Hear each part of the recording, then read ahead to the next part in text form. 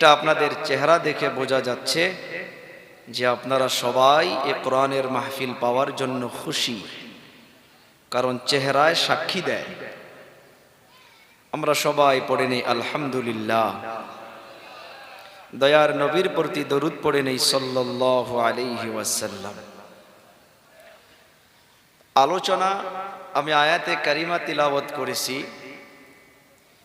এই দুনিয়ার মাধ্যমে আমি আপনি এসেছি, আমার আপনার আসল ঘর কোন জায়গায়? জি,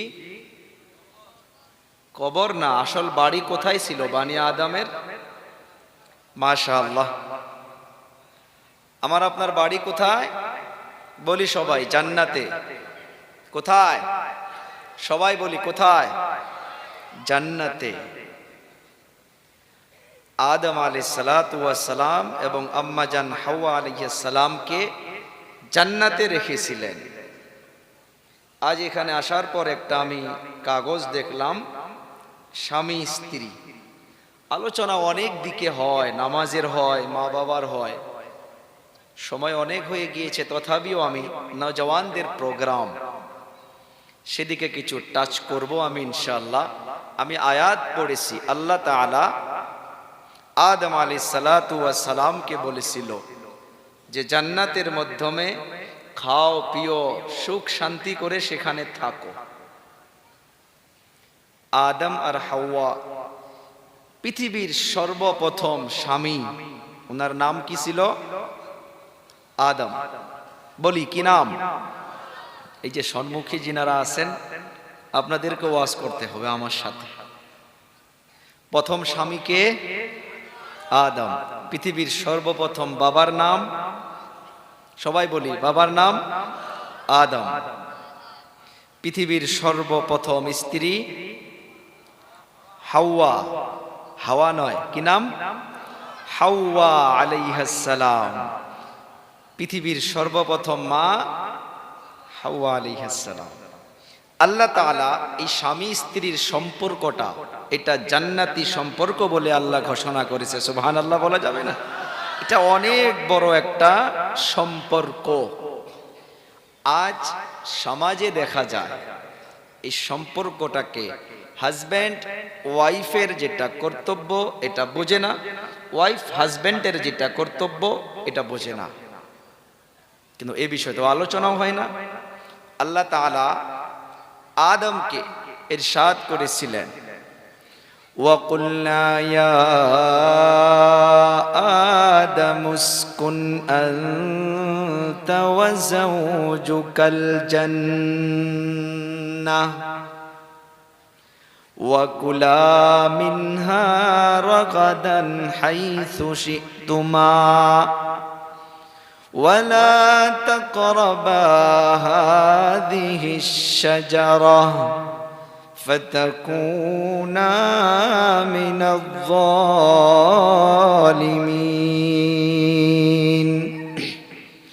এই আয়াতের দ্বারা প্রমাণ পাওয়া যায় আদম আলাইহিস সালাতু ওয়াস সালাম আর হাওয়া আলাইহিস সালাম এই স্বামী স্ত্রীর সম্পর্কটা জান্নাতি সম্পর্ক।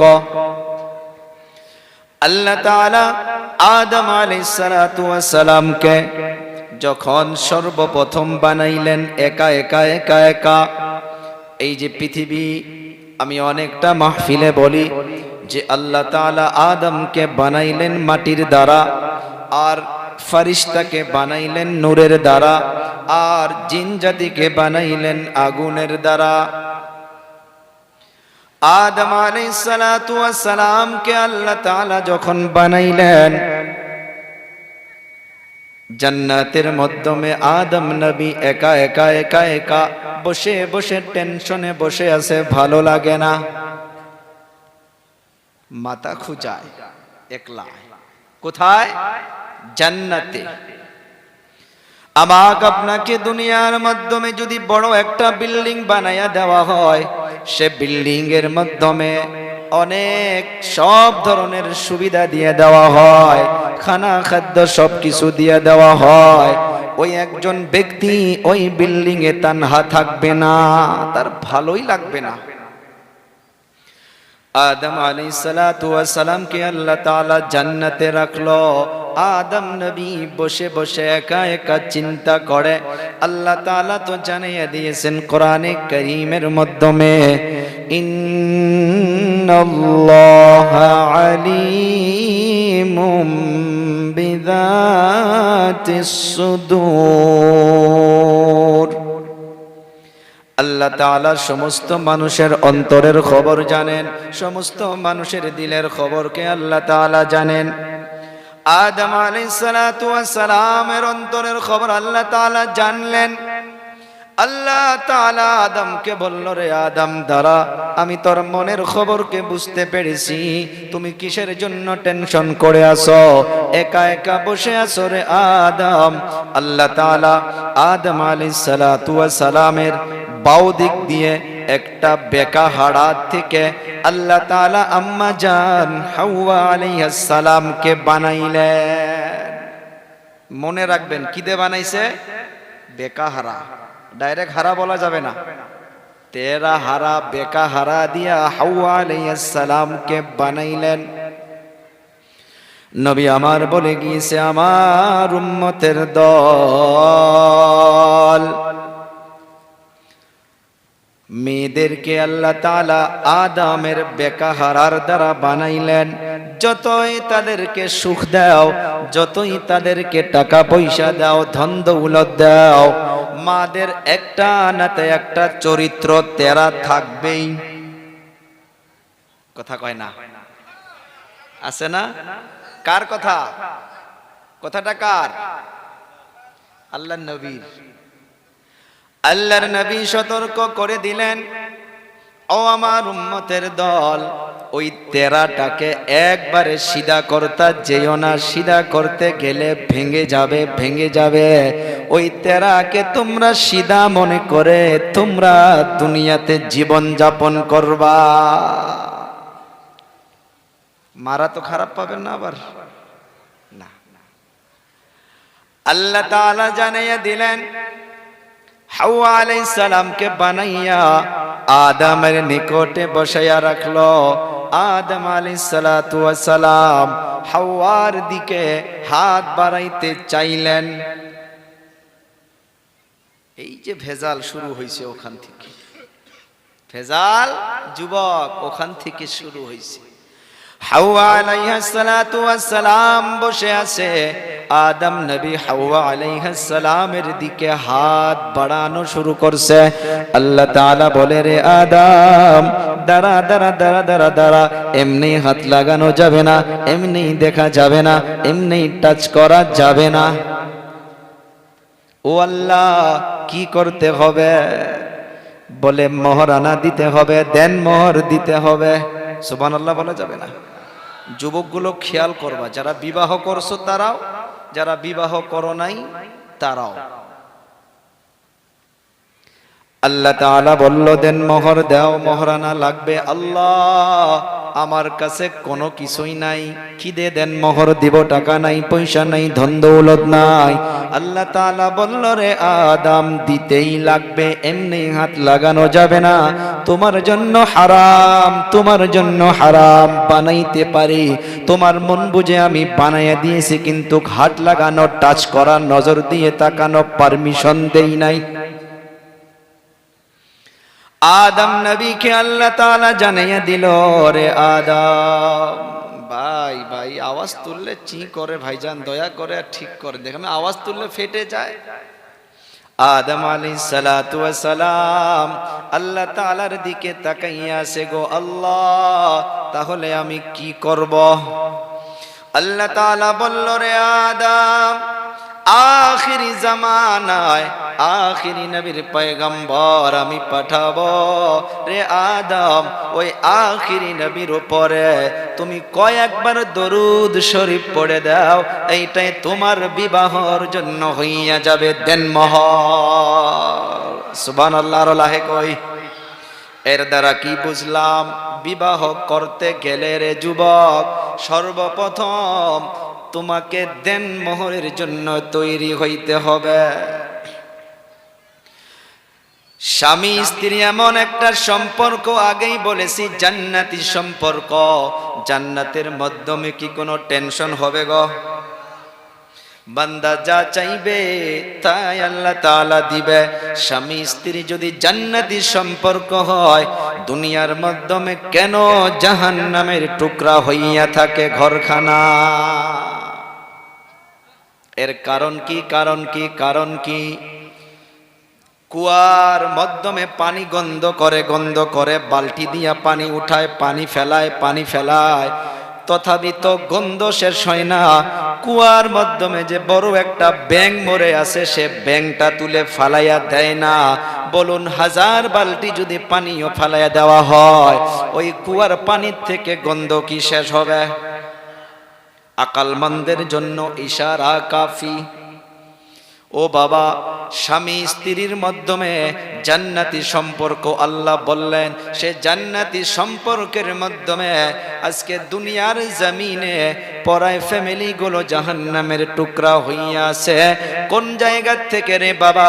ওই কুয়ার মতো পচা ব্যাঙ মরে পচে আছে, ওই ব্যাঙটা তুলে যদি ফালাইয়া দেওয়া না হয়, ওই পানির গন্ধ কখনো শেষ হবে না। দুনিয়ার মাধ্যমে রে বাবা ফ্যামিলির মাধ্যমে সুখ আসবে, শান্তি আসবে। কোথায় থেকে আসবে? কয়েকটা কথা আমি বললে আপনারা বুঝতে পারবেন। সে কথাগুলো যদি বাদ দেওয়া না হয়, সে কর্মগুলো যদি বাদ দেওয়া না হয়, আর কিছু কর্ম যদি এন্ট্রি করে নেওয়া না হয়, ওই ফ্যামিলিটা জান্নাতের টুকরা হইতে পারে না। দুনিয়ার মাধ্যমে ফ্যামিলিটা জাহান্নামের টুকরা হইয়া থাকবে। আল্লাহ তাআলা বলল, রে আদম দেন মোহর দাও। কে বলেছে? আল্লাহ তাআলা বলল দেন মোহর দাও। আদম নবী আখিরি পয়গম্বরের উপরে দরুদ শরীফ পড়ে দিল, দেন মোহর হইয়া গেল। ও আমার বাবারা, বন্ধুরা, আমি আপনিও আজকে বিবাহতে করতে যাই, ভালো করে খেয়াল করো, একটা সুখময় ফ্যামিলির জন্য নবী আমার বলে গিয়েছে, রে আমার উম্মতের দল, বিশেষ করে আমার নওজওয়ান তাবকাদেরকে বলি, আমার কলিজা টুকরা যুবকদেরকে বলি, যারা বিবাহ করেছ, যারা করেন নাই, শোনো শোনো শোনো। নবী আমার বলে গিয়েছে, মানুষ 4টা জিনিস দেখে বিবাহ করে। কয়টা জিনিস? বলি সবাই, কয়টা? 4টা জিনিস দেখে বিবাহ করে। নাম্বার 1 হইতেছে মেয়েটা কত বড় সৌন্দর্য, কত ভালো দেখা যায়। 2 নাম্বার, মেয়েটা কত মালদার ঘরের মেয়ে। 3 নাম্বার, মেয়েটার খানদান কেমন। 4 নাম্বার, মেয়েটার ভিতরে কত দিনদারি পাওয়া যায়। আল্লাহর নবী বলে গেল, ফাসফার বিদাতিদ্দিন। আল্লাহর নবী বলে গেল, 3টা জিনিস যদি কম থাকে চলে যাবে, যে মেয়ের ভিতরে দিনদারি পাওয়া যাবে। আমি নবী হইয়া বলে গেলাম, ও দিনদারিকে প্রাধান্য দিয়া রে যুবক, তোমরা ও মেয়েকে তোমরা বিবাহ করে আনো। কথাটা কার? ও বাবারা, বন্ধুরা, সমাজে তাকাইয়া দেখেন, যে মেয়ে বেশি দিনদারি মেনে চলে, বোরকা পরিধান করে চলে, মাথার মধ্যে স্কার্ফ করে চলে, ওই মেয়ের বিবাহ সমাজে সব থেকে দেরি করে হয়। কথা কয় না। যে মেয়ে টপ পরিধান করে, টাইট জিন্সের প্যান্ট পরিধান করে, দেখবেন রাস্তা দিয়া গেলে যুবকদের কাশ বাহির হয় না, এমনি কয় এহে এহে, তার মানে মেয়েটা ঘুরে দেখুক। কথা কয় না। শুধু যুবকদের দোষ নয়, আমাদের বোনদেরকেও ঠিক করা দরকার, আমাদের ভাগ্নিদেরকেও ঠিক করা দরকার। সমাজ কোন দিকে চলে যাইতেছে রে বাবা? নামাজি ফ্যামিলিতেও পাওয়া যায়, ওলামায়ে কেরামদের ফ্যামিলিতেও পাওয়া যায়, হাজি ফ্যামিলিতেও পাওয়া যায়। আমি আমার নিজেকেও বলতেছি রে বাবা, নামাজের বয়ান তো অনেক শোনা যায়, অন্যান্য বয়ান তো অনেক শোনা যায়, এ ফ্যামিলি ম্যাটার নিয়ে আলোচনা অনেক কম শোনা যায়। খারাপ পায় কোনো জায়গায়, খারাপ পাইলে আর ডাকবে না, উপায় নাই। খারাপ পাইলে আগামীবার ডাকবে না, তাতে কি আল্লাহ? এটা ব্যাপার না, বলতে হবে। সমাজে যেগুলো খারাপ জিনিস চলতেছে বলো। দাদিমার বয়স হইয়া গেছে 65 ইয়ার্স, 55 বছর, আর ওই দাদির নাতনির বয়স হইতেছে 18। রাস্তা দিয়ে চলে যাবে, ঘুরতে যাবে, দাদি আম্মা জান বোরকা পরিধান করে, হাতের মাধ্যমে মোজা পরিধান করে, আর ওই যুবতী নাতনিকে দেখবেন একটা পাতলা ওড়না গলায় দিয়ে দেয়, আর না জানি কি পরিধান করে রাস্তা দিয়ে নিয়ে যায়। ওই দাদি আম্মা জানদেরকে বলবো, মা ও দাদিমা, নানিমা, আপনি যদি এই 60 বছর বয়সে বোরকা না পরিধান করতেন, আপনাকে কেউ তাকাইয়া দেখতো না, কেউ তাকাইয়া দেখতো না। দরকার ছিল আপনার যুবতী নাতনিকে বোরকা পরিধান করে দেওয়া। বোরকা দিতে পারেন নাই, আপনি কমসে কম মাথার মাধ্যমে স্কার্ফটা পরিধান করে দেওয়া লাগছিল, বুকের মাধ্যমে একটা মোটা কাপড় দিয়ে দেওয়া লাগছিল। তা না করে আপনি নিজেই বোরকা পরে আপনি যুবতী নাতনিকে বোরকা ছাড়া রাস্তা দিয়ে নিয়ে যান। রমজান মাসে একজন যুবক আসছে আর একজন বুড়া মানুষ আল্লাহর নবীর নিকটে আসছে যে, হুজুর, আমি আমার ওয়াইফকে চুমা খাইতে পারবো কি? একটা বুড়া, হাদিসের কথা, একটা বুড়া আইছে আর একটা যুবক। বুড়াটা আগে আইছে, কয়, হুজুর, আমি আমার স্ত্রীকে কিস করতে পারমু কি, চুমা খাইতে পারমু কি? রোজা আছি আমি। আল্লাহর নবী বুড়া বেটাকে বলছে, যা, পারবি। কি বলছে? পারবি। আমার মতো একটা 30-35 বছরের যুবক, হুজুর, আমিও রোজা আছি, আমার স্ত্রীকে আমি রোজা অবস্থায় কিস করতে পারমু কি, চুমা খাইতে পারমু কি? আল্লাহর নবী বলছে, ভাগ, তুই পারবি না, তুই পারবি না। বলে, হুজুর, এইটা কেমন কথা হইল? বুড়া বেটাকে চুমার পারমিশন দিলেন, আমাকে কেন পারমিশন দিলেন না? আল্লাহর নবী বলল, রে আমার উম্মত, শোন, ওই বুড়া বেটা চুমার মাধ্যমে থেকে যাবে। তুমি যদি চুমা করতে যাও, আল্লাহ না করুক, তোমার রোজা ভঙ্গ হইয়া যাইতে পারে। আর আগে বললাম না? সব দিকে চিন্তা করতে হবে। ও দাদিমা, আপনি যদি রাস্তা দিয়ে চলতেন, আপনি বোরকা না পরে এমনিই চললেও কেউ আপনাকে খারাপ নজরে তাকাইতো না। কিন্তু আমার যুবতী বোন, আমার ভাগ্নি, আমার মেয়ে, ওরা যদি রাস্তা দিয়ে এমনি চলে, তাদেরকে কেউ না কেউ খারাপ নজরে তাকাবে। একটা সময় ছিল জামানে জাহিলিয়াত, ওই সময় এই টেনশন ছিল না, একটাই টেনশন ছিল মা বোনদের। তাদেরকে দুনিয়ার মাধ্যমে জন্ম হওয়ার সাথে জিন্দা কবরে পুতায়া দিত, কারণ নারীদের কোনো সম্মান ছিল না, ইজ্জত ছিল না। যদি দেখছে জন্ম হওয়ার সময় ওই যে ধাইমা বলি, দাদিমা বলি, এখন সিজার করতে হয়, হাসপাতালে নিয়ে যাইতে হয়। যিনারা বয়সস্থ মানুষ আছেন, আপনারা তো হাসপাতাল দেখিনি নাই, আগে নিছিলেন কি? দরকার পড়ে নাই, বাড়িতে অল্প সেলার লাগাইলে বাড়িতে হয়ে যাইত। চিন্তা করা দরকার। ও বাবারা, বন্ধুরা, আগের সময় ওই জামানে জাহিলিয়াতের মাধ্যমে যখন বাচ্চা জন্ম হওয়ার সময় হইয়া যাইত, দাদিমাকে নিকটে বসাইয়া রাখত। যখন দেখতো কন্যা সন্তান জন্ম হয়েছে, নিকটে একটা গোত্র খুঁড়ে রাখত। ওই কন্যা সন্তানকে, ওই ছোট বাচ্চাকে যদি দেখছে কন্যা সন্তান, আর দেরি করত না, দেরি করত না, সাথে সাথে জমিনের মাধ্যমে পুঁতিয়া জীবিত কবর দিয়া দিত। নাউজুবিল্লাহ বলা যাবে না? এখন জীবিত কবর দেওয়া ভয় নাই, কিন্তু আমার বোন ভাগ্নি রাস্তা দিয়ে একা চলায় ডর। আগের জামানায় মা গুলো, বাবা গুলো নিজের বাবা হইয়া সন্তানকে, কন্যা সন্তানকে জীবিত কবরে দিত। আজকের তারিখে নাউজুবিল্লাহ খবর পাওয়া যায় অনেক এমন বাবা রয়েছে, আও নাউজুবিল্লাহ, আপন মেয়ের সাথে কুকর্মের মেসেজ পাওয়া যায় না, শোনা যায় না। জামানা কেমন হইয়া গেল, কোন দিকে চলল? সেই জন্য আল্লাহর নবী বলে গেল, ফ্যামিলিকে যদি সুখময় করতে চাও, তোমরা দিনদারিকে প্রাধান্য দাও, দিনদারিকে প্রাধান্য দাও। ও বাবারা, বন্ধুরা, আমি আলোচনা শুরু করেছিলাম জান্নাতি সম্পর্ক, দেনমোহর, দেনমোহর। একটা সুখময় ফ্যামিলির জন্য রে বাবা, কোথায় থেকে শুরু করতে হবে?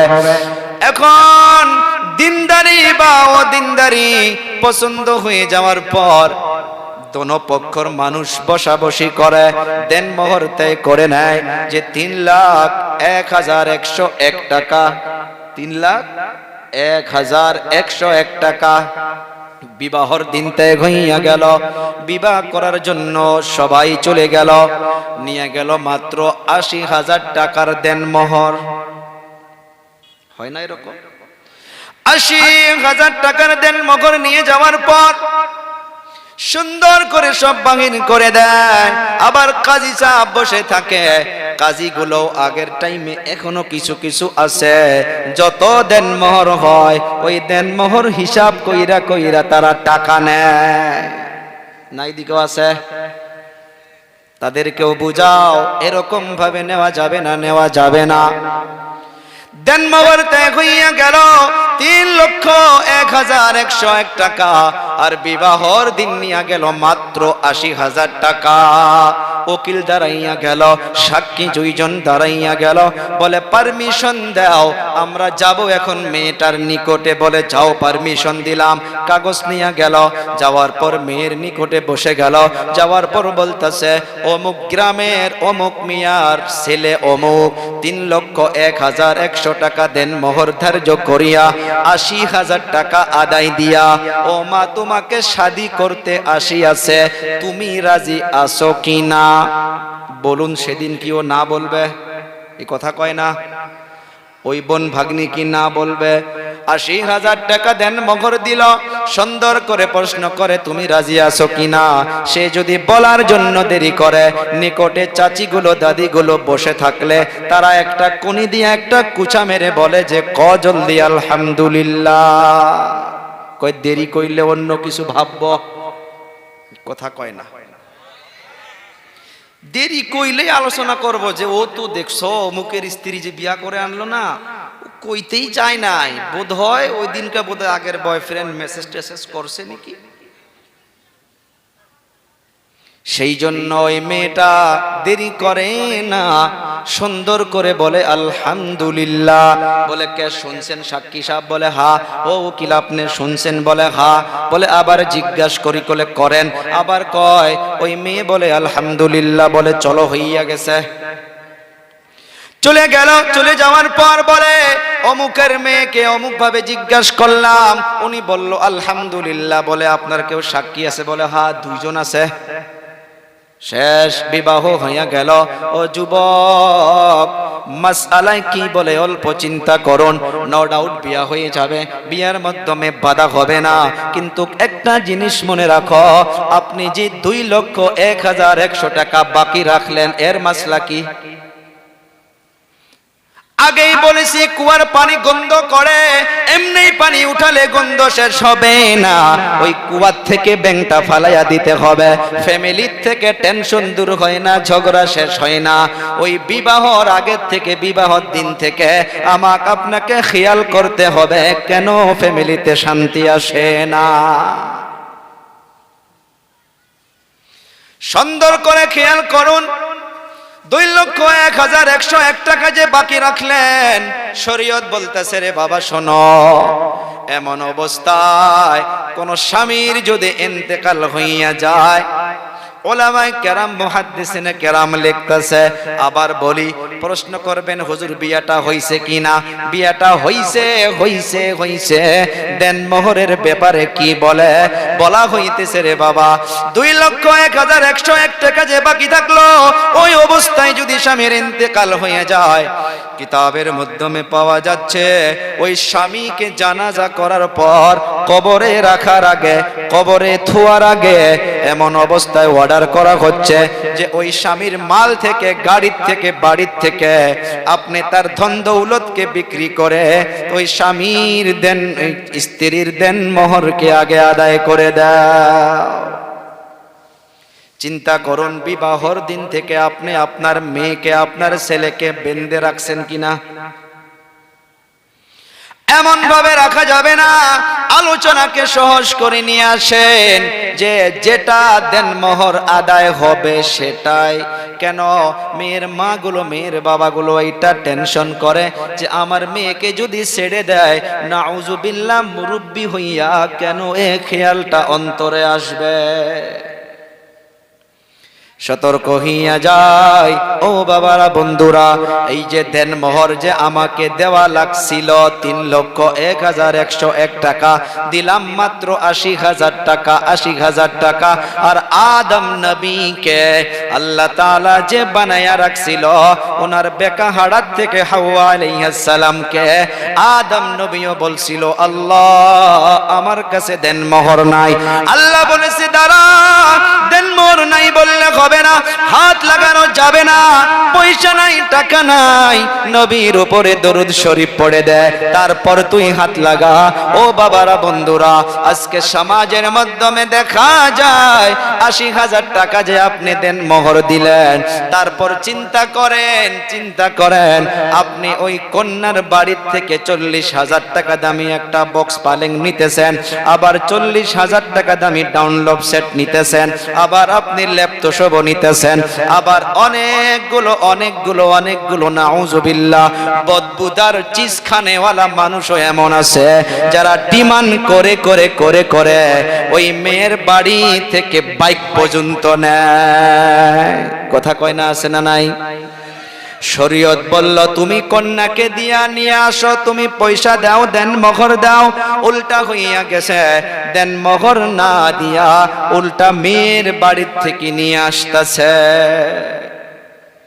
বিবাহর দিন থেকে মুসিবত, বিবাহর দিন থেকে হলুদ খেলা সমাজে আছে না নাই?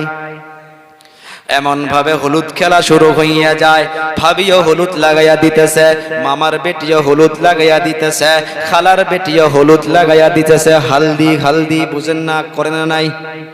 কে কার গালে টাচ করে কোনো ঠিকানা নাই, আছে না নাই? কথা কোন?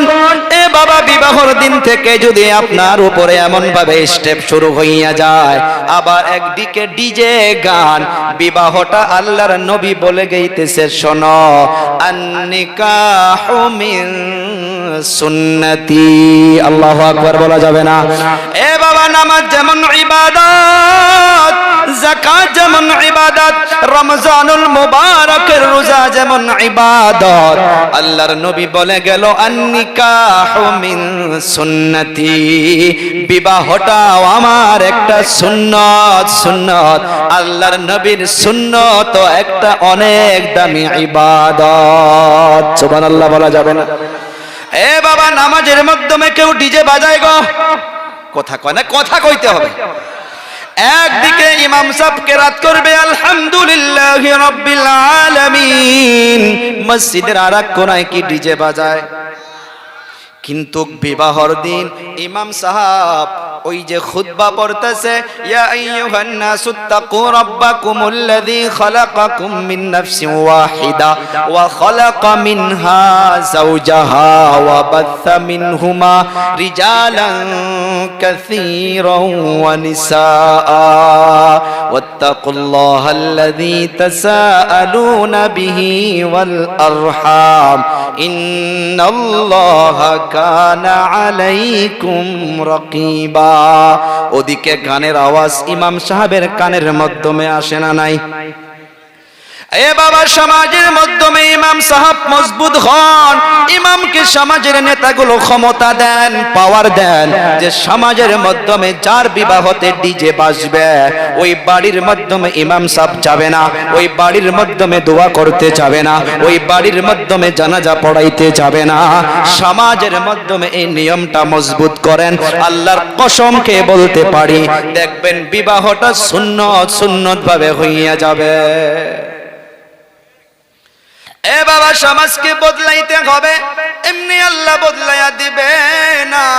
কোরআনের দলিল শুনেন রে বাবা, আল্লাহ তাআলা বলছে, ইন্নাল্লাহা লা ইউগাইয়িরু মা বিকাউমিন হাত্তা ইউগাইয়িরু মা বিআনফুসিহিম।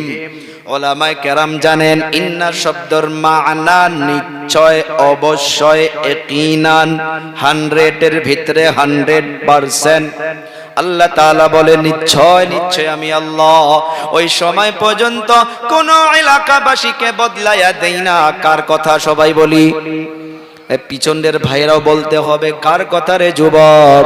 আল্লাহ বলতেছে আমি কোন গ্রামবাসীকে এমনি বদলাইয়া দেই না, কোন জুয়া খেলনেওয়ালা ব্যক্তিকে এমনি জুয়া ছাড়াইয়া দেই না, কোন মা বাবার না ফরমানি করনেওয়ালা ব্যক্তিকে আমি ফরমাবরদার বানাইয়া দেই না। আয়াতের দিকে লক্ষ্য করে দেখুন, দয়াবান আল্লাহ তাআলা বলেন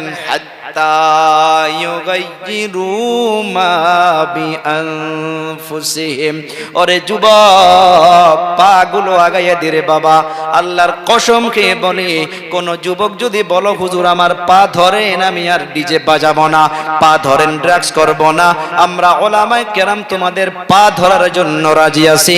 কারণ আয়াতের দিকে লক্ষ্য করে দেখেন, আপনি যতক্ষণ পর্যন্ত নিজেকে বদলানোর জন্য চেষ্টা করবেন না, নিজেই নিজেকে যতক্ষণ পর্যন্ত আপডেট দেওয়া কোশিশ করবেন না, আল্লাহ তাআলা তার একটা সেকেন্ড আগে কাউকে বদলাইয়া দেয় না। সমাজকে বদলাইতে হলে সমাজের মাধ্যমে নিজেই আমরা চেষ্টা করতে হবে। বিবাহর দিন সাহাবা কেরাম জাফরান লাগাইতো, হ্যাঁ যদি হলুদ লাগাইতে হয় আপনি আপনার নিজের বোনকে দিয়ে লাগান, আপনি আপনার চাচিকে দিয়ে লাগাইয়া নেন, আপনি আপনার খালা আম্মার কাছে অল্প লাগাইয়া নেন। খবরদার খবরদার, খালার বেটিক দিয়ে লাগাবেন না, মামার বেটিক দিয়ে লাগাবেন না, আপনি আপনার চাচতো শালিক দিয়ে লাগাবেন না। অর্থাৎ যার যার কাছে আপনার বিবাহ চলবে তাদের হাত যেন আপনার গালে টাচ হয় না। কথা কয় না, আজকের তারিখে হয় না নাই? ভাবি একদিকে হলুদের প্লেট নিয়ে দৌড়ায়, আর একদিকে খালা আম্মার বেটিও হলুদের প্লেট নিয়ে দৌড়ায়। এই বিবাহটা সুন্নত সুন্নত সুন্নত। আল্লাহর নবী বলে গেল আন-নিকাহু মিন সুন্নতি, বিবাহটা আমার একটা সুন্নত। আল্লাহর নবী অন্য জায়গায় বলেন, শুনলে অন্তরটা ভরে যাবে, খুশি হইয়া যাবে। নবী আমার বলেন মান আহাব্বা সুন্নতি ফাকাদ আহাব্বানি। চিল্লাইয়া সবাই বলে সুবহানাল্লাহ, আর জোরে বলি সুবহানাল্লাহ। নবী আমার বলল, দুনিয়ার মাধ্যমে যে আমার সুন্নাতকে মুহাব্বত করবে, যে আমার সুন্নাতকে ভালোবাসবে, আমি নবী নিজেই বলে গেলাম সে আমার সুন্নাতকে শুধু ভালোবাসলো না, সে আমাকে নিজেইকে ভালোবাসলো। সুবহানাল্লাহ না? আগে শুনুন, আল্লাহর নবী বলল ওয়ামান আহাব্বানি কানা মাই ফিল জান্নাহ। আল্লাহু আকবার বলি। এক নাম্বার বলল যে আমার সুন্নাতকে ভালোবাসবা সে আমাকে ভালোবাসা হবে। দুই নাম্বার বলে দিল যে আমাকে ভালোবাসবে, ওয়ামান আহাব্বানি কানা মাই। মাই মাই শব্দের মানা হইতেছে আমার সাথে, আমার সাথে। মাই ফিল জান্নাহ, সে জান্নাতে তো যাবেই যাবেই, মাস্ট বি যাবেই, কিন্তু জান্নাতে আমার সঙ্গে যাবে। কলিজা টুকরা যুবক, চিন্তা করুন, বিবাহ যদি ইবাদত হয়, বিবাহ যদি সুন্নাত হয় রে বাবা, আমাকে আপনাকে ওই বিবাহর দিন যেগুলো সমাজের মাধ্যমে গুনাহের কাজ হইতেছে সেগুলোকে আমাকে আপনাকে দূর করতে হবে। আর একটা মুসিবত, মুসিবত গেটের মাধ্যমে আলিম ওলামাও দেখে না। একটা বিবাহর দিন একজন হইলেও হাফিজ সঙ্গে আসে, একজন হইলেও আলিম আসে।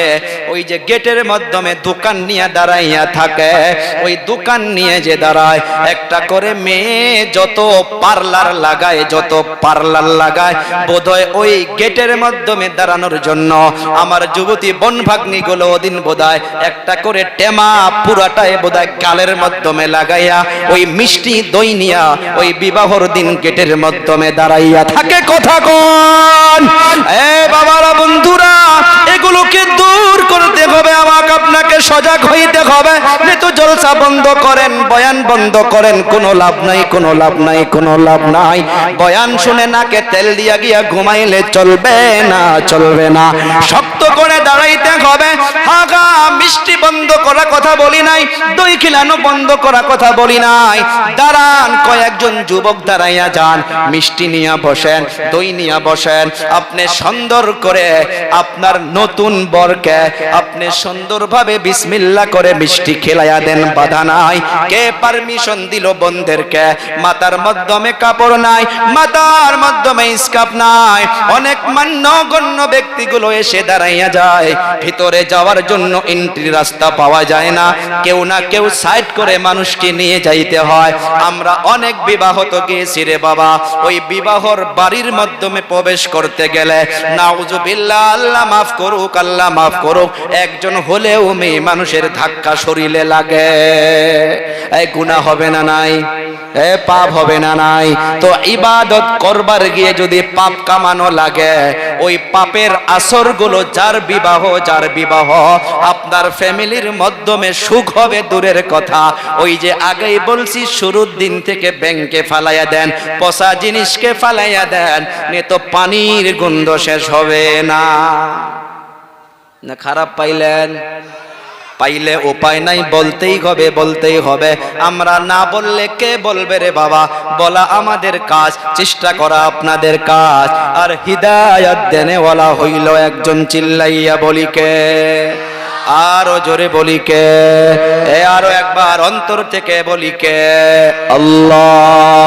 এগুলো জিনিসকে চেষ্টা করতে হবে। বিবাহটা অনেক একটা দামি ইবাদত, আর স্বামী স্ত্রীর সম্পর্কটা হইতেছে জান্নাতি সম্পর্ক, জান্নাতি সম্পর্ক। সমাজের মাধ্যমে খেয়াল করে দেখো, এই যে গজবের জেহেজ, গজবের বস্তু যেগুলো আমরা মেয়ের বাড়ির থেকে নেই, অনেক গরিব বাবা মা গুলো আছে, অনেক যুবতী বোনগুলো বাড়ির মাধ্যমে পড়ে আছে, যাদের টাকা নাই, পয়সা নাই, ওই ধন দৌলত না থাকার জন্য বিবাহর বয়স পার হইয়া যাইতেছে, পার হইয়া যাইতেছে, তাদের বিবাহ হয় না। আর যখন বিবাহ হয় না, শয়তান ওয়াসওয়াসা দিয়া তাদেরকে গুনার রাস্তায় তুলে দেয়। গুনার রাস্তায় তুলে দেওয়ার পর লাহে লাহে লাহে লাহে লাহে লাহে তারা এমনি অন্য জনার হাত ধরে বাড়ির থেকে চলে যায়।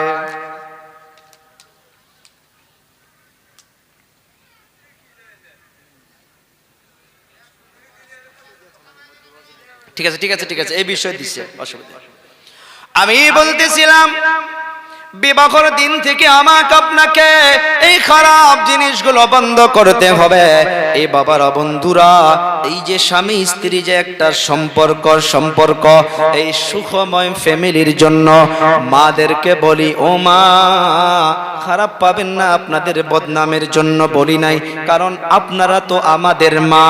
দুনিয়ার মাধ্যমে যতগুলো আলিম ওলামা, যতগুলো আল্লাহর বলি, ওই মাদের পেট থেকে দুনিয়ার মাধ্যমে আসছে।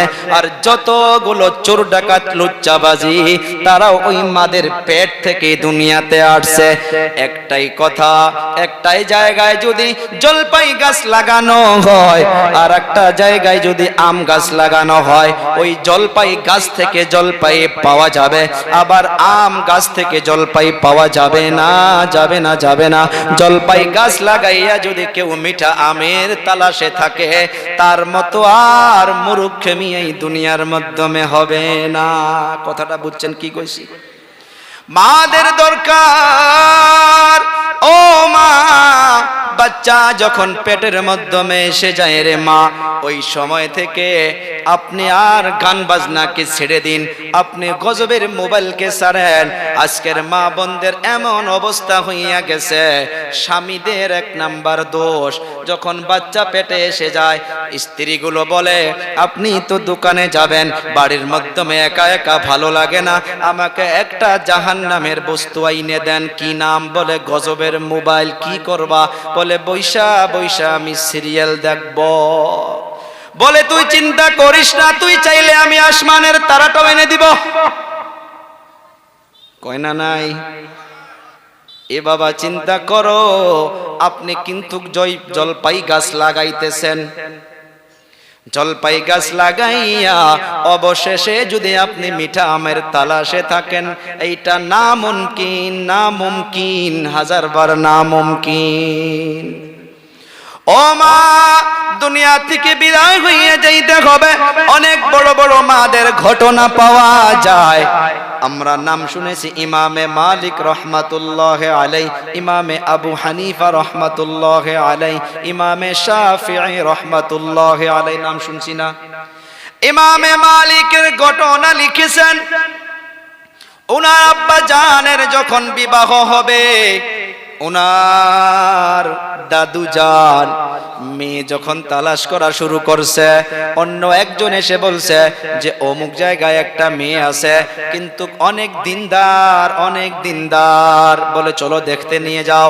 দেখার জন্য গিয়েছে, যাওয়ার পর দেখে একদম কালো মেয়ে, একদম কালো মেয়ে, দেখতে ভালো না, কিন্তু নবী যে বলে গিয়েছে ফাসফার বিজাতি দিন, সৌন্দর্য কম হোক চলে যাবে, দিন তার ভিতরে টাকা পয়সা কম হোক চলে যাবে, মা বাবা যদি অল্প অন্য হয়ে চলে যাবে, তার ভিতরে যদি দিনদারি থাকে ওই মেয়েকে প্রাধান্য দাও। এইটা মনে করে ইমামে মালিক রহমাতুল্লাহ আলাইহির দাদা জান ওনার আম্মা জানকে পছন্দ করে নিয়ে আসলো। বিবাহ হইয়া গেল। বিবাহ হওয়ার পর যখন বাসর ঘর মানাইতে গেছে, চেহারাটা দেখে আরো মনটা নরম মলিন হইয়া গেল। টেনশন, আহারে কেমন স্ত্রী পাইলাম, কেমন স্ত্রী পাইলাম। কিন্তু অনেকগুলো কথা শোনার পর দেখে যে সে সুন্দর সুন্দর দিনের বিষয়ে কথা বলে, আখিরাতের কথা বলে।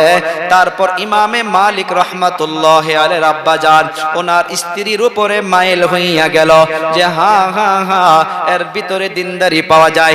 সুন্নাত অনুযায়ী স্বামী স্ত্রীর সন্তানের জন্য যে প্রস্তুতি করতে হয় সেটা করলো। রাত্র পার হইয়া গেল, সকাল বেলা আবার ওই আগের মতন ধ্যান এসে গেল, আগের মতো খেয়াল এসে গেল যে আমি এমন কেন স্ত্রীকে বিবাহ করলাম। তারপর সকাল বেলা ইমামে মালিক রহমাতুল্লাহ আলাইহির আম্মা জানকে ওনার আব্বু জান ছেড়ে বাড়ির থেকে চলে গেল। কিতাবের পৃষ্ঠা সাক্ষী দিতেছে রে বাবা, এক রাহায় 19 বছর কি 18 বছর ইমামে মালিক রহমাতুল্লাহ আলাইহির আব্বা জান আর বাড়িতে ফিরে নাই, কারণ স্ত্রী অপছন্দ ছিল। কিন্তু ওই রাত্র অল্প দিলটা মাইল হইয়া স্বামী স্ত্রী মিলন হইয়া গেছে। আল্লাহ তাআলা কুদরতের দ্বারা ফয়সালা করিয়া ইমামে মালিক যেমন সন্তানের জন্য আল্লাহ তাআলা ফয়সালা করে রাখছে। এ বাবা, ইমাম শুধু উনি ইমাম ছিলেন না, যিনারা আমরা উলামায়ে কেরাম হয়েছি আমরাও কিন্তু ওনার কিতাব পড়ি, মুয়াত্তা মালিক। ও বাবা শুনুন, 19 বছর পর এলাকার মাধ্যমে প্রবেশ করলো। 19 বছর মামুলি নয়। উনি চলে যাওয়ার পর 9 মাস 10 মাস পর ইমামে মালিকের জন্ম হয়েছিল। এখন এই যুবক লাহে লাহে লাহে লাহে মায়ের তরবিয়াতে, মায়ের কুরবানিতে, মাদেরকে বলবো শুনুন, মায়ের তরবিয়াতে, মায়ের কুরবানিতে ইমামে মালিক পড়াশোনা শুরু করছে। লেখাপড়া করতে করতে বড় হইয়া আছে। 19 বছর পর ইমামে মালিক রহমাতুল্লাহ আলাইহির আব্বা জান ওই এলাকার মাধ্যমে প্রবেশ করছে। মসজিদের মাধ্যমে গিয়েছে, গিয়া দেখে আসমানের তারার মতো একটা যুবক ছেলে মেম্বারে বসিয়া সুন্দর করে মানুষকে বুঝাইতেছে। সুবহানাল্লাহ বলি। সুন্দর করে দর্শে হাদিস দিতেছে, সুন্দর করে কোরআনের তালিম দিতেছে। রে বাবারা, বন্ধুরা, উনি একজন আর একজনকে প্রশ্ন করে, মানুষও তো জানে না যে এইটা ইমামে মালিকের আব্বা, কিন্তু প্রশ্ন করলো এটাকে, বলে এটা অমুকের ছেলে। কিন্তু ওনার আব্বু জান যে এমন মানুষ, এই ছোট্ট বাচ্চাকে ওনার মায়ের পেটের মাধ্যমে রেখে আজ 18-19 বছর হইয়া গেল বাড়ির থেকে ভেগে গিয়েছে। এ বাবা, ইমামে মালিক রহমাতুল্লাহি আলাইহি আব্বাজান বাড়ির মাধ্যমে চলে গেল। বাড়ির মাধ্যমে চলে যাওয়ার পর দরজার মাধ্যমে দস্তখত দিয়েছে। এই যে নূরের চেহারা নিয়া এই সন্তান, ইমামে মালিক সালাম দিয়ে দরজা খুলে দিয়ে সালাম দিচ্ছে। দেখে ওই সন্তান মাকে গিয়া বলে, আম্মা জান, ওনাকে ভিতরে আসতে দেওয়া যাবে না, উনি তো একটা ভিন পুরুষ। সন্তান তো চেনে না, নিজের আব্বুকে চেনে না, কারণ পেটের থাকার থেকে তো বাবা গায়েব হইয়াছিল। এ বাবা মাকে গিয়া বলে, ও মা, আপনি অল্প তাহলে দূর থেকে দেখেন কে হইতে পারে। স্ত্রীর সন্দেহ, বোধহয় আমার স্বামী এসেছে। স্ত্রী আকবরে এসে দেখে স্বামী 19 বছর পর এসে বাড়ির মাধ্যমে হাজির। এ বাবা, আয় আয় আয়, এইটা তোমার বাবা। ও বাবা, বন্ধুরা, এত বছর পর যে বাবা ওনার স্ত্রীকে অপছন্দ করে চলে গিয়েছিল, কিন্তু ওই স্ত্রী কালো হইতে পারে, ঠোঁট মোটা হইতে পারে, কান তেরা হইতে পারে, নাক তেরা হইতে পারে, তার ভিতরে দিনদারি ছিল, দিনদারি ছিল, যার জন্য ওই পেটের মাধ্যমে আল্লাহ তাআলা ইমামে মালিকের মতো আল্লাহর বলিদান করে দিয়েছিল। মাদের অনেক অবদান। বায়েজিদ বুস্তামি রাহমাতুল্লাহি আলাইহির ঘটনা শুনুন। লম্বা ইতিহাস, সময় চলে যাবে, সময় চলে যাবে রে বাবা। বায়েজিদ বুস্তামির আব্বাজান, ওনার অন্তর ভরা আশা ছিল যে আমার সন্তান হাফিজ হবে, আলিম হবে, আল্লাহর ওলি হবে, কিন্তু দুনিয়া থেকে বিদায় হইয়া গেছে। মা ওই সন্তানকে নিয়ে টেনশনে, সন্তানকে নিয়ে টেনশনে। আরে আমার সন্তান যদি এই এলাকার মাধ্যমে এমনি থাকে, আমার সন্তান নষ্ট হইয়া যাবে, ধ্বংস হইয়া যাবে। হাতের মাধ্যমে হাত ধরে সন্তানকে নিয়ে এলাকার মাধ্যম থেকে মাদ্রাসার তালাশে বাহির হইল। একটা কথা মনে রাখবেন, আজকের তারিখে যদি আমাদের এলাকার মতো মা গুলো হতো, ওই বাচ্চাকে দিনদারির দিকে নিয়ে কিন্তু আকবার তো না। মাদ্রাসার তালাশে বাহির হইছে। চলতে চলতে চলতে চলতে একটা মাদ্রাসা পেয়ে গেছে। মাদ্রাসার মাধ্যমে প্রবেশ করেছে। মুহতামিম সাহেবকে সালাম দিল। সালাম দেওয়ার পর মুহতামিম সাহেবকে বলে, ও হুজুর, আমার এই সন্তানটা এতিম, যে সন্তানের বাবা নাই, আমি মা হইয়া টেনশন করতেছি, আমার সন্তানটা নষ্ট হইয়া যাবে, আমার সন্তানটা এমনি বিগড়ে যাবে, খারাপ হইয়া যাবে। ও হুজুর, আপনি যদি আমার সন্তানকে আপনার মাদ্রাসায় এডমিশন করাইয়া নিন, আমি মা হইয়া আপনার জন্য দোয়া করতাম। একটা কথা মনে রাখবেন, স্কুল, কলেজ, ইউনিভার্সিটি হোক, মাদ্রাসার হোক, শিক্ষা গুরুগুলো বাচ্চাদেরকে যদি মাথার থেকে পা পর্যন্ত এক নজর তাকাইয়া দেখে, ওস্তাদ গুলো এটা চিনতে পারে বাচ্চাটা আগে গিয়া কত বড় মানুষ হবে। কথা কয় না, আল্লাহ একটা আলাদা ক্ষমতা দেয়, পাওয়ার দেয়। মুহতামিম সাহেব বলল, ঠিক আছে, আপনার বাচ্চার এডমিশন করে আনিলাম, ফর্ম ফিল আপ হইয়া গেল, এখন মা চলে যাবে। মা কেমন মা, এইটা বলার জন্য ঘটনাটা তুলে ধরেছি রে বাবা। মা বলতেছে, ও হুজুর, আমার একটা শর্ত আছে। মুহতামিম সাহেব অবাক হইয়া গেল, মাদ্রাসা আমার, কানুন দিব আমি, আর মা উনি মা হইয়া কানুন দিবে, শর্ত দিবে। ও মা, বলুন কি শর্ত আপনার, কি কানুন আপনার? বলে মুখে দিয়া বললে চলবে না, কাগজ কলম বাহির করেন, আমি লিখে দিব, তারপর আমি চলে যাব। কাগজ কলম দেওয়া হলো। মা লিখতেছে, ও হুজুর, আমার বাচ্চা যতদিন পর্যন্ত, কথা মনে রাখবেন, মা বলতেছে, মায়েদের অবদান দেখেন, মাদের অবদান দেখেন। এমন মা প্রত্যেক ঘরে ঘরে দরকার, আমাদের নওজোয়ান যুবকদের মতো মানুষকে সিধা করার জন্য। মা বলতেছে, ও হুজুর, আমার বাচ্চা যতদিন পর্যন্ত হাফিজ হবে না, যতদিন পর্যন্ত আলিম হবে না, যতদিন পর্যন্ত আল্লাহর ওলি হবে না, তার একটা দিন আগেও যেন আমার বাচ্চা বাড়িতে আসে না। আল্লাহু আকবার বলি, কেমন মা! শর্ত দিয়া দিল, বাচ্চার পেশানিতে একটা চুমা দিল, মা এখন চলে যাবে। মা রওনা হইয়া গেল। এই বাচ্চা বায়েজিদ বুস্তামি রহমাতুল্লাহি আলাইহি অনেক বড় আল্লাহর ওলি ছিলেন।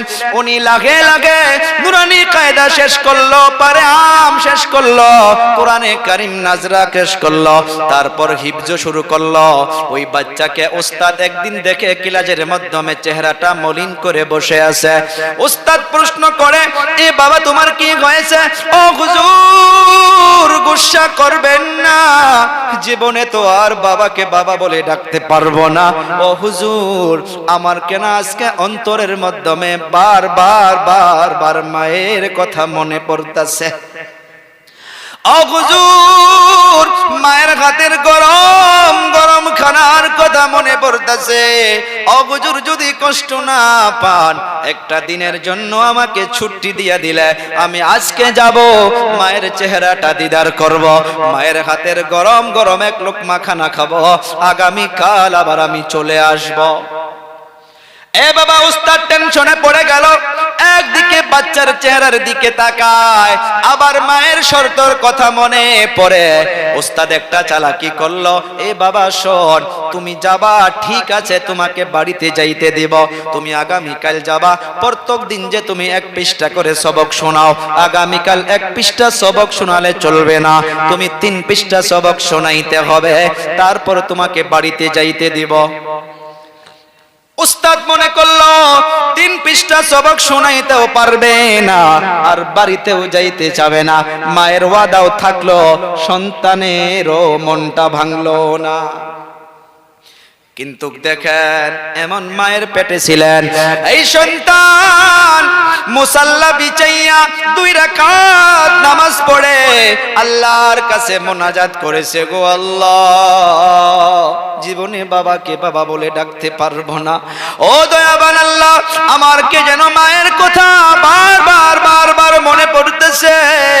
উস্তাদ বলে দিল, আল্লাহ, আমি যদি 3 পৃষ্ঠা সবক শোনাইতে না পারি, আমাকে বাড়িতে যাইতে দেবে না। ও আল্লাহ, আপনি তো সেই আল্লাহ, যে আল্লাহ পার ডে 1 পৃষ্ঠা মুখস্থ করাইয়া দেন, আপনি চাইলে 3 পৃষ্ঠা নয় 5 পৃষ্ঠাও মুখস্থ করাইয়া দিতে পারবেন, পারেন নাই আল্লাহ? দোয়া করলো, দোয়া করার পর কোরআন নিয়ে বসে গেল। মাগরিব টু ঈশা প্রত্যেক দিন 1 পৃষ্ঠা মুখস্থ হইতো।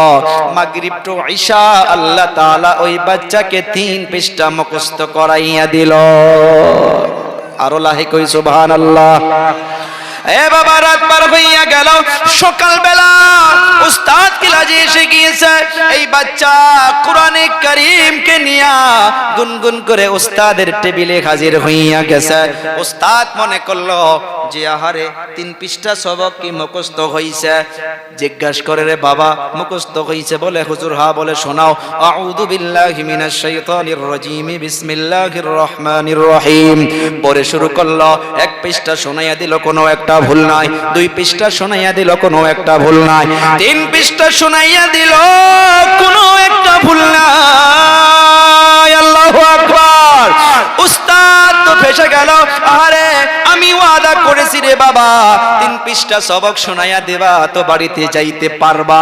এখন যদি বাচ্চাকে বাড়িতে যাইতে না দেই, আগামীকাল সমালোচনা করবে যে মাদ্রাসার হুজুর গুলো ওয়াদা খিলাফ করে। বলবে না বাচ্চা? এই কথা মনে করিয়া মায়ের ওয়াদা থাকলো, থাক, বাচ্চাকে বাড়িতে যাইতে দিল। মাদ্রাসা যিনারা পড়েছেন তারাই বুঝতে পারবেন, বাচ্চাকে যখন বাড়িতে যাইতে দেয়, এর মতো আর আমি তো বলি বিবাহর দিনও এত খুশি হয় না। এ বাবা, এত আনন্দ লাগে একটা একটা বছর পর আক্কাল কুয়ার থেকে বাড়িতে এসেছিলাম রে বাবা। আপন বোনের বিয়া হইছে, বাড়িতে আসি নাই। বড় ভাইয়ের বিয়া হয়েছে, বাড়িতে আসি নাই। কিন্তু যখন বাড়িতে আসার জন্য ছুটি পাই, এত খুশি লাগে, এত খুশি লাগে। এইটা কিনতে মন যায়, এইটা কিনতে মন যায়। আবার খুশি মন নিয়ে বাড়িতে চলে আসি। এই বাচ্চা বাড়িতে যাবে, মায়ের সঙ্গে দিদার করবে। আগে শোনেন, এই বাচ্চা গুনগুন গুনগুন করে কোরআন পড়ে আর বাড়ির দিকে রওয়ানা। বাড়িতে চলে গেল, যাওয়ার পর দেখে মায়ের ঘরের দরজা বন্ধ। বাহিরের দিকে আওয়াজ দিল, আম্মা জান। একটা কথা সবাই জবাব দিবেন, সন্তানের আওয়াজ যদি মা একটা আওয়াজও শুনতে পারে, ওই মা এমনিই চিনতে পারে আমার সন্তান এসেছে। এ বাবা, আমি প্রমাণ করি, মাহফিলে বলি, আল্লাহকে সাক্ষী রেখে বলি। পরায় নভেম্বর মাসটা প্রোগ্রাম করলাম, রাত্রবেলা 2টা-3টায় যখন বাড়িতে চলে যায়, একটা দিনও মাকে গিয়া ডাকতে হয় না, মাকে গিয়া ডাকতে হয় না। গাড়ির শব্দ পেয়ে মা এসে ঘরের দরজা নয়, ঘর থেকে বাহির হইয়া মেন বড় গেটটা মা এসে খুলে হাজির হইয়া যায়। ওই সময় আমার চোখের পানি এসে যায়, মাকে দেখাই না, অন্তরে এটা লাগে। একদিন জিজ্ঞাসা করেছি, রে মা 3টা বাজে, একটা ডাকও দিলাম না রে মা, তুমি কেমন ভাবে গেটটা খুলে দিলা? এ বাবা, রাত্রবেলা পৃথিবীর কোনো মা এমন নাই যে সন্তান রাত্রবেলা ঘোরাফেরা করবে আর ওই মা সুন্দর করে ঘুমাইতে পারবে। পৃথিবীর কোনো মা নাই যে সন্তানকে দাঁড়ে দাঁড়ে ঘুরতে দিয়া ওই মা সুন্দর করে ঘুমাইতে পারে। এ বাবা, তুমিও বুঝবা, তোমাকেও আল্লাহ মেয়ে দিয়েছে। ওই মেয়েকে যখন বাহিরে রাখবা, তখন তোমার কেমন করে ঘুম আসে, আমি বেঁচে থাকলে আমাকে বলবা। বাইজিদ বুস্তামি মাকে মা বলি ডাকার সাথে সাথে ঘরের ভিতর থেকে মা তো বুঝতে পেরেছে যে আমার সন্তান কেন এখানে। ভিতরে ছটপট করে আসে, মা দরজা খোলে না, দরজা খোলে না। ও মা, আপনারা শোনেন রে মা, কেমন মা ছিলেন, কেমন মা। সন্তানের আওয়াজ শুনলো, দরজা খোলে না, আবার বলে, বাইজিদ বুস্তামি ও আম্মা জান, দরজাটা খুলেন।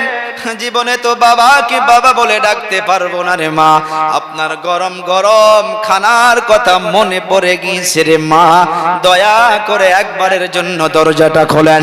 ও মা, থাকতে না দিলে আমি আপনার সঙ্গে দিদার করে চলে যাব। মা ভিতরে ছটপট করে সন্তানের জন্য, মা দরজা খোলে না, দরজা খোলে না। 3বারের বার সন্তান বলতাছে, ও আম্মা জান, আপনার বায়েজিদ এসেছে রে মা, একবারের জন্য দরজাটা খোলেন।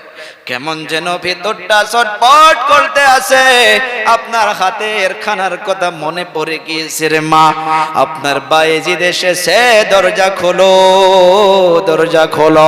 মা কেমন মা ছিলেন, সন্তানকে মানুষ বানানোর জন্য, সন্তানকে দিনদার বানানোর জন্য, সন্তানকে জান্নাতি বানানোর জন্য মা বুকের ভিতরে পাথর বেঁধে নিয়া সন্তানকে রিপ্লাই দিল, না না, তুমি আমার বায়েজিদ নও,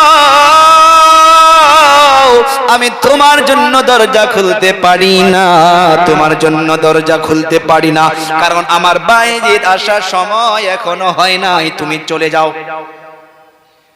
আহারে, বাচ্চার যত খুশি ছিল মনের মাধ্যমে, সব খুশি একবারে নষ্ট হইয়া গেল।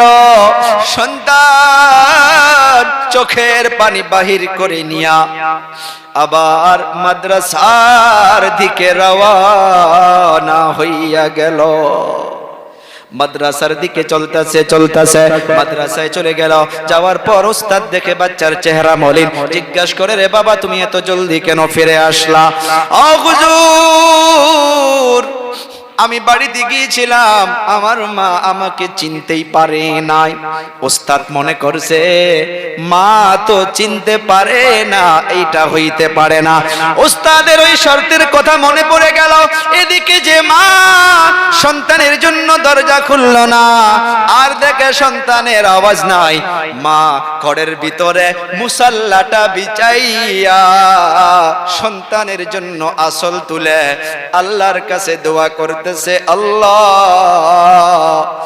কোন মা পৃথিবীতে সন্তানকে দরজা খুলে না দিয়ে থাকতে পারে না। আল্লাহ আমিও তো থাকতে পারি না আল্লাহ, কিন্তু কেন থাকলাম জানে? আমি কোরআন শিখার জন্য দিয়েছি, আমি দিন শিখার জন্য দিয়েছি। ও আল্লাহ, আমি যদি মা হইয়া আর দরজাটা খুলে দিতাম, সন্তান আমার চোখের দিকে তাকাইতো, আমি মা হইয়া সন্তানকে তাকাইয়া দেখতাম, আমারও মোহাব্বত চলে আসতো, সন্তানেরও মোহাব্বত চলে আসতো। ও আল্লাহ, আপনার কোরআন থেকে 10 মিনিটের জন্য হলেও মোহাব্বত চলে যাইতো।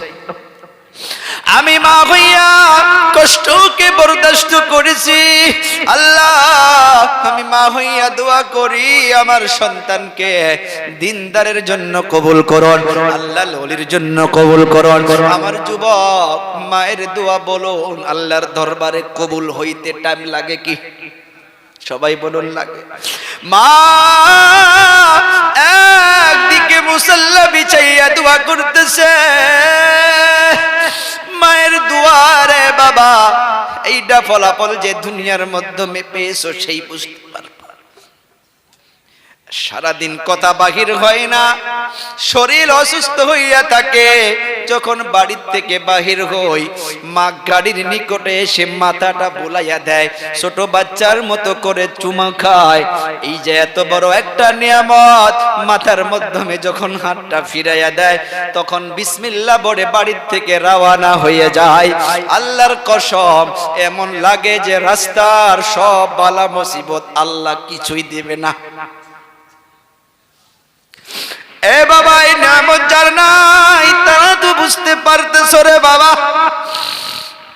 বাইজিদ বুস্তামির আম্মা জান সন্তানের জন্য দোয়া করতেছে, এইদিকে ওস্তাদ বাচ্চার কথা মনে করিয়া ওস্তাদ মুসাল্লা বিছাইয়া আল্লাহর কাছে দোয়া করে, ও আল্লাহ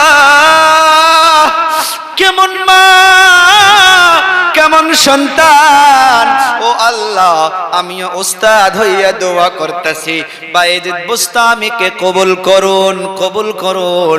একদিকে মায়ের দোয়া, একদিকে রুহানি আব্বার দোয়া, দুই দোয়া একত্রিত হইয়া গিয়া আল্লাহর আরশ কাঁপাকাঁপি শুরু হইয়া গেছে।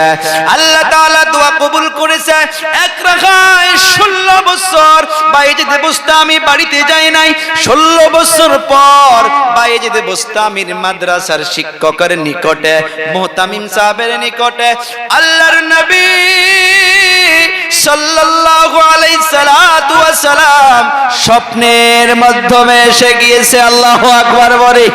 স্বপ্নের মাধ্যমে এসে মুহতামিমকে বলে, ও হুজুর আপনার মাদ্রাসার মাধ্যমে বাইজিদ নামের একটা বাচ্চা আছে, তার তরবিয়ত মুকাম্মাল হয়েছে, তার শিক্ষা মুকাম্মাল হয়েছে, তার ওয়ালাদাত মুকাম্মাল হয়েছে, আর তাকে রাখা দরকার নাই, আগামী কাল তাকে বিদায় করে দাও, তার জন্য উম্মত পিপাসা হইয়াছে।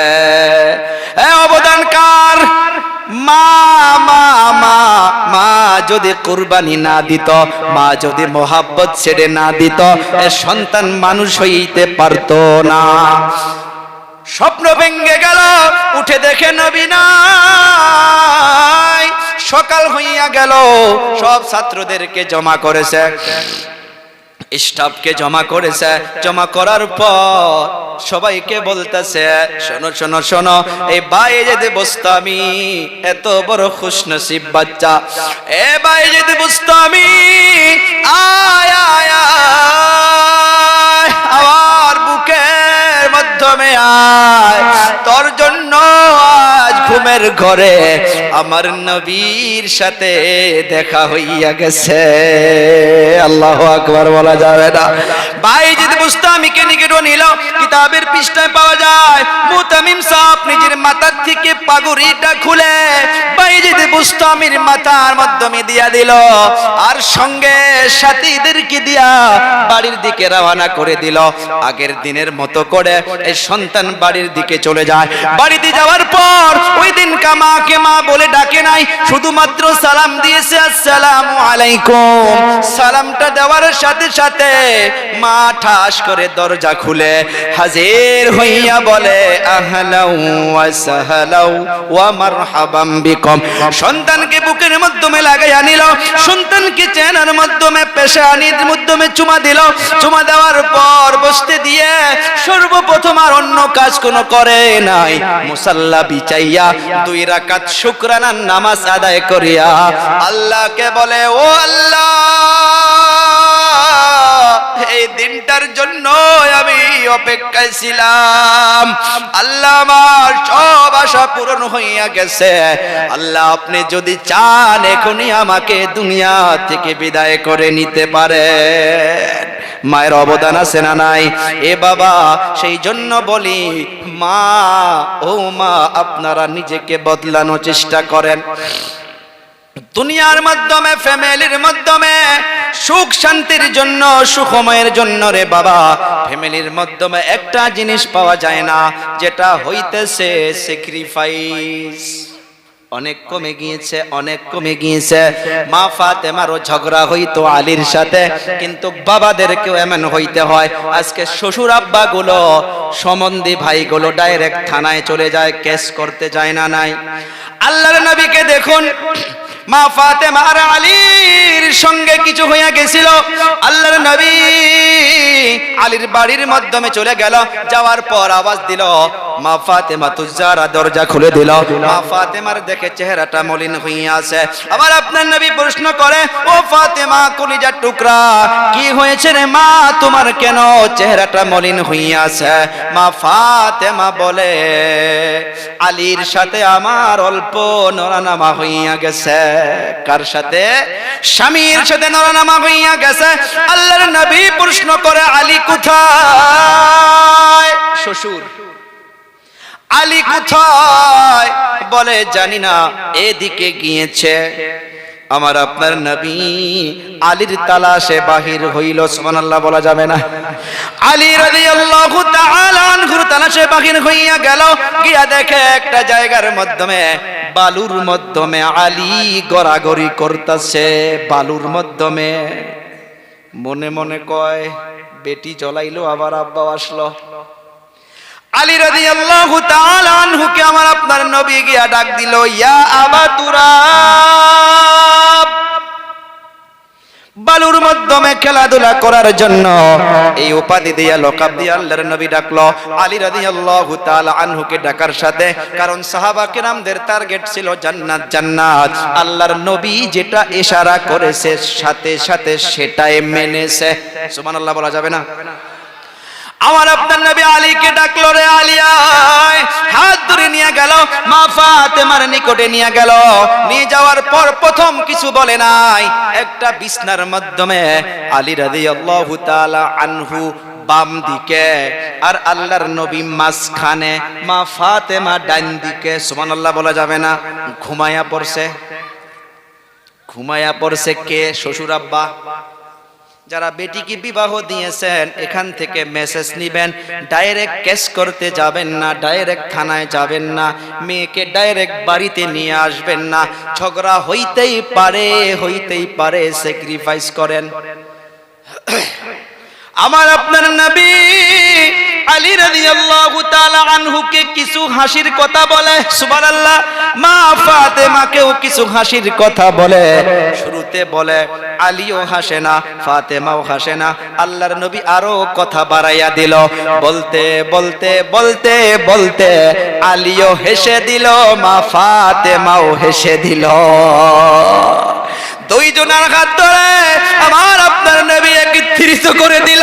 রে আলী, ও আমার কলিজা টুকরা ফাতিমা, এমন ভাবে যদি ঝগড়া করে থাকো, যদি নারাজ হইয়া থাকো, তুমি আমার মেয়ে হইতে পারো, ইন্তেকালের পর যদি তোমার স্বামীকে নারাজ করে চলে যাও, কবরে যাওয়ার পর আমি নবী হইতে পারি, তোমাকে কিন্তু আল্লাহ পাক ছাড় দিবে না। এই কত বড় কথা বলছে, এটা দেখছেন নি? ওজন করা যাবে? এ ফাতিমা, তোমার স্বামী যদি তোমার উপরে নারাজ হইয়া থাকে, তুমি কবরে চলে যাওয়ার পর আমি নবী কোনোই কিছু করতে পারবো না, আল্লাহ তোমাকে শাস্তি দিতে পারে।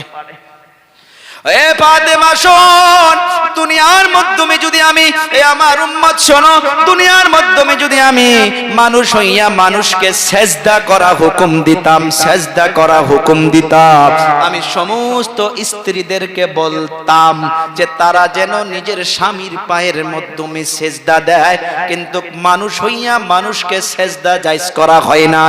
এর দ্বারা মুহাদ্দিসিনে কেরাম লিখেছে সেজদা করা যাবে না, কিন্তু স্বামীর মর্যাদাটা বুঝাইয়া দিছে। সুবহানাল্লাহ বলা যাবে।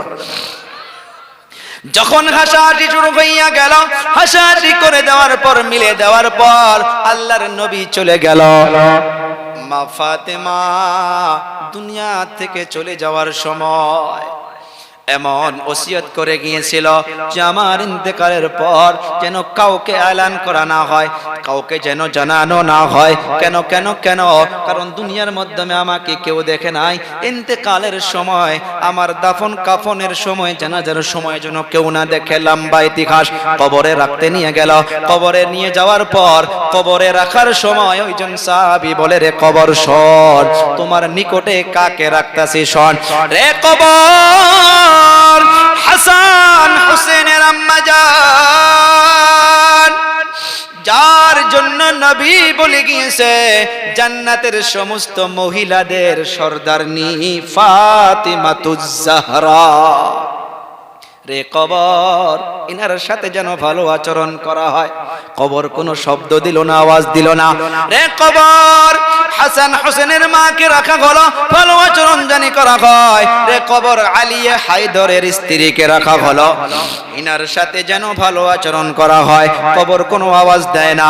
রে কবর, বিশ্ব নবীর মেয়ে, কিয়ামতের ময়দানে আদম বলবে ইয়া রাব্বি নাফসি, নূহ বলবে ইয়া রাব্বি নাফসি, ইদ্রিস বলবে ইয়া রাব্বি নাফসি, সমস্ত নবীগুলো বলবে আল্লাহ আমাকে বাঁচাও, আমার জান আমাকে বাঁচাও, আমাকে বাঁচাও। একজনই বাড়াবে, যিনি বলবে ইয়া রাব্বি উম্মতি, ইয়া রাব্বি উম্মতি। ওই নবীর মেয়ে যিনাকে কবরে রাখা হইতেছে, ইনার সাথে যেন ভালো আচরণ করা হয়। তখন কবর থেকে আওয়াজ আসছে, শোনো, আমি এমন একটা জায়গা, আমি নবীর মেয়েকে চিনি না, আমি আলী হায়দরের স্ত্রীকে চিনি না, আমি হাসান হোসেনের মাকে চিনি না, আমি চিনি আমার নিকটে কে কত আমল নিয়ে আসে, ওই আমল মোতাবিক আমি তার সাথে আচরণ করব। মা ফাতেমাকে যদি কবর এমন ভাবে বলতে পারে, আর আমার আপনার আম্মা জান বোন ভাগ্নি গুলো যারা ঠোঁটের মাধ্যমে লিপস্টিক লাগাইয়া, যারা মাথার কাপড় ফেলে দিয়া বেপরদাগী হইয়া, যারা রাস্তায় রাস্তায় ঘোরাফেরা করে, যারা নামাজের ঠিকানা নাই, পর্দার ঠিকানা নাই, হালাল হারামের ঠিকানা নাই, ও আম্মা জান হাত জোর করে বলে যায়, হাত জোর করে বলে যায়, তোমরা ইন্তেকালের পর বা আমার মা ইন্তেকালের পর ওই কবর তাহলে কি আচরণ করবে? চিন্তার ব্যাপার আছে না নাই? এ বাবা, ঝগড়া ফ্যামিলিতে হইতেই পারে, লম্বা সময় কিছু শোনা যাবে। আরো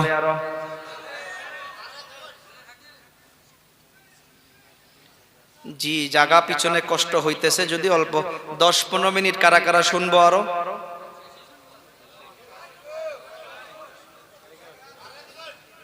অল্প একবারে আসি, পিছনে দাঁড়াইয়া আছে অনেকগুলো যুবক। জি জি, ওঠাও ঠিক করেন না, বাম জলদি শেষ দেওয়ার চেষ্টা করবো, একবারে আসেন। আল্লাহর নবী সাল্লাল্লাহু আলাইহি সাল্লাতু, অনেকগুলো পয়েন্ট আছে, আমি চেষ্টা করি যে পয়েন্ট নিয়ে আলোচনা করব। স্বামী স্ত্রী জান্নাতের সম্পর্ক কোথায় মনে আছে? জান্নাত থেকে আসছি আমরা, মনে আছে না? দেনমত থেকে শুরু করছি, মনে আছে?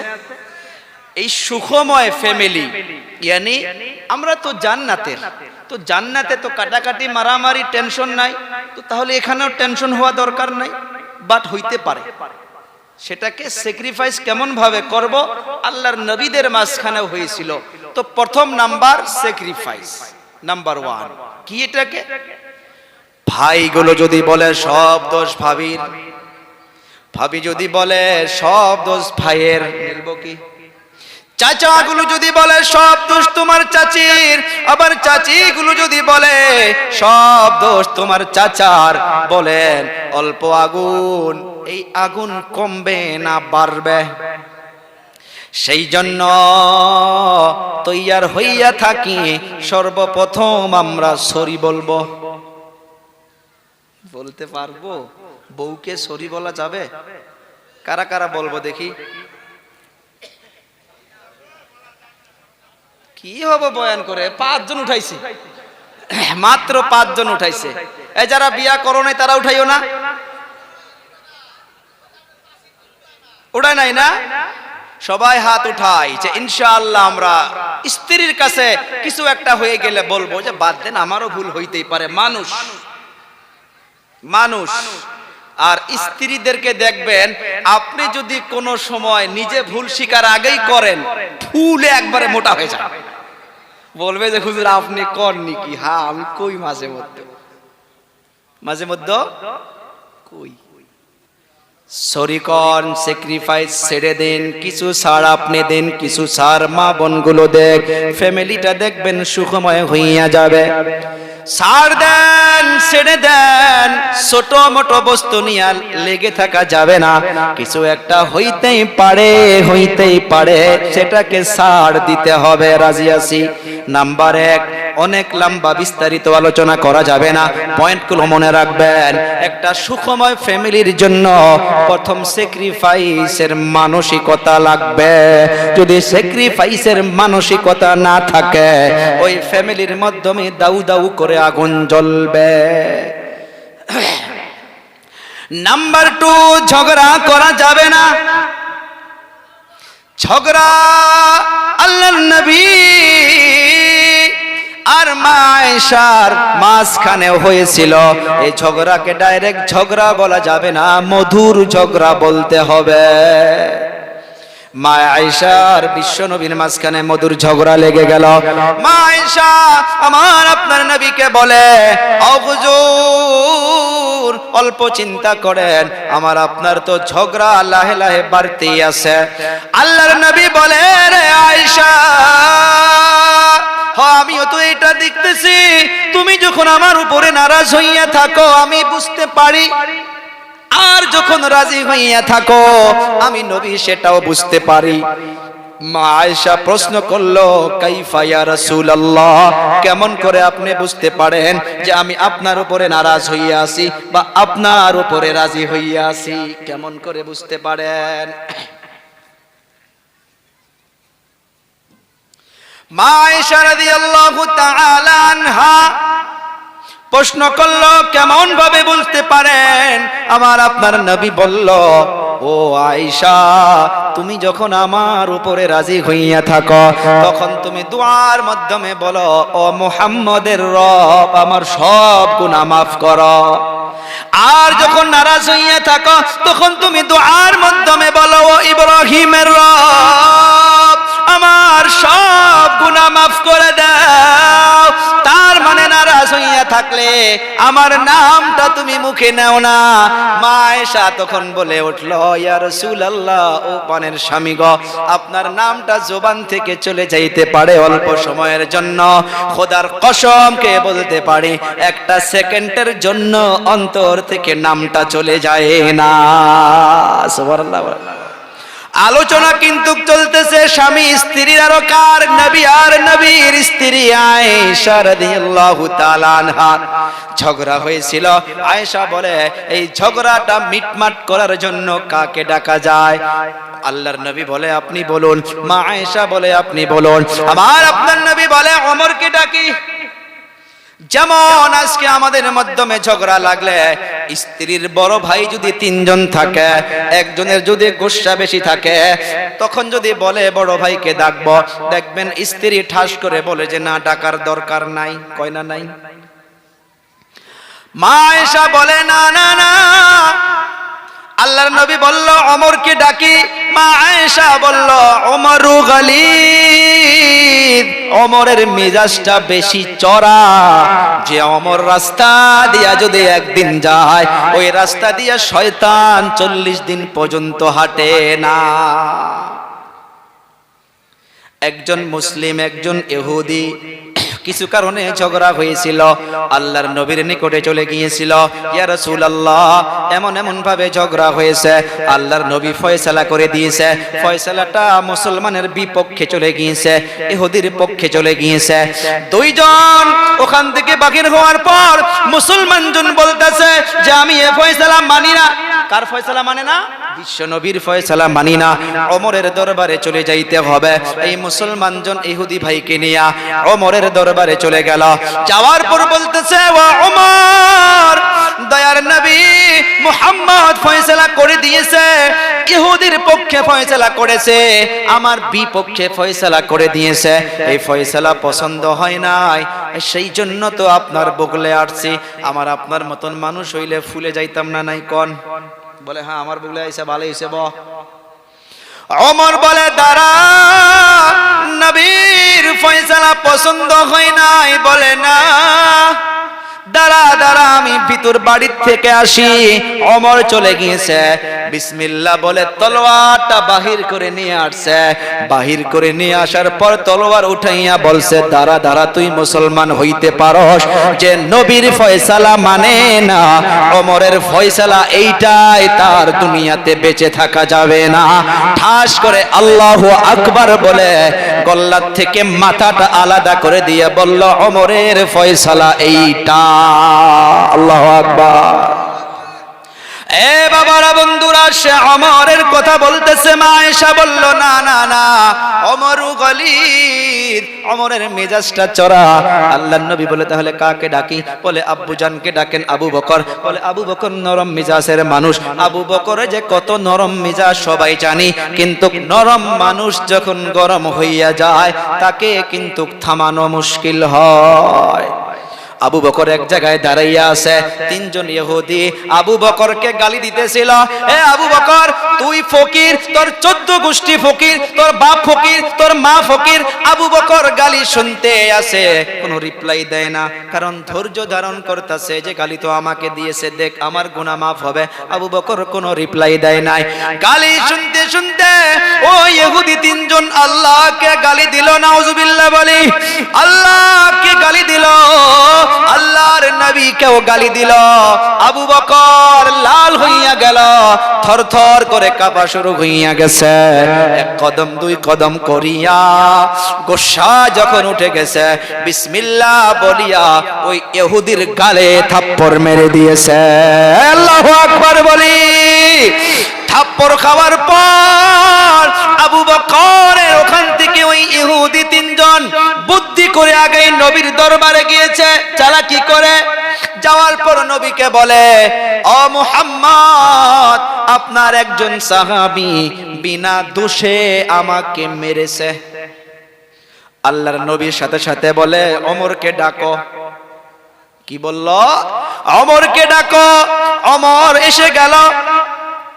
ও হুজুর কি হয়েছে? বলে থাপ্পড় মারছো। বলে হুজুর আমি কিছুই জানি না। আল্লাহর নবী মার দেওয়া কথা শুনে মনে করছে ওমর সারা কারো কাম হইতে পারে না। ওমর বলে হুজুর কি বলেন, আমি তো কিছুই জানি না। ইহুদি বলে ও মুহাম্মদ, ইনি নয়, আপনার সাহাবী যিনার নাম হইতেছে আবু বকর। আল্লাহর নবীও চমকে গেল। কি হলো, কি ঘটনা? আবু বকরকে ডাকো। আবু বকর এসে গেল। আসার পর আবু বকর আবার এই তিনজনকে দেখে আবার কাঁপনি শুরু হইয়া গেছে, কারণ নবীকে গালি দিয়েছে, আল্লাহকে গালি দিয়েছে।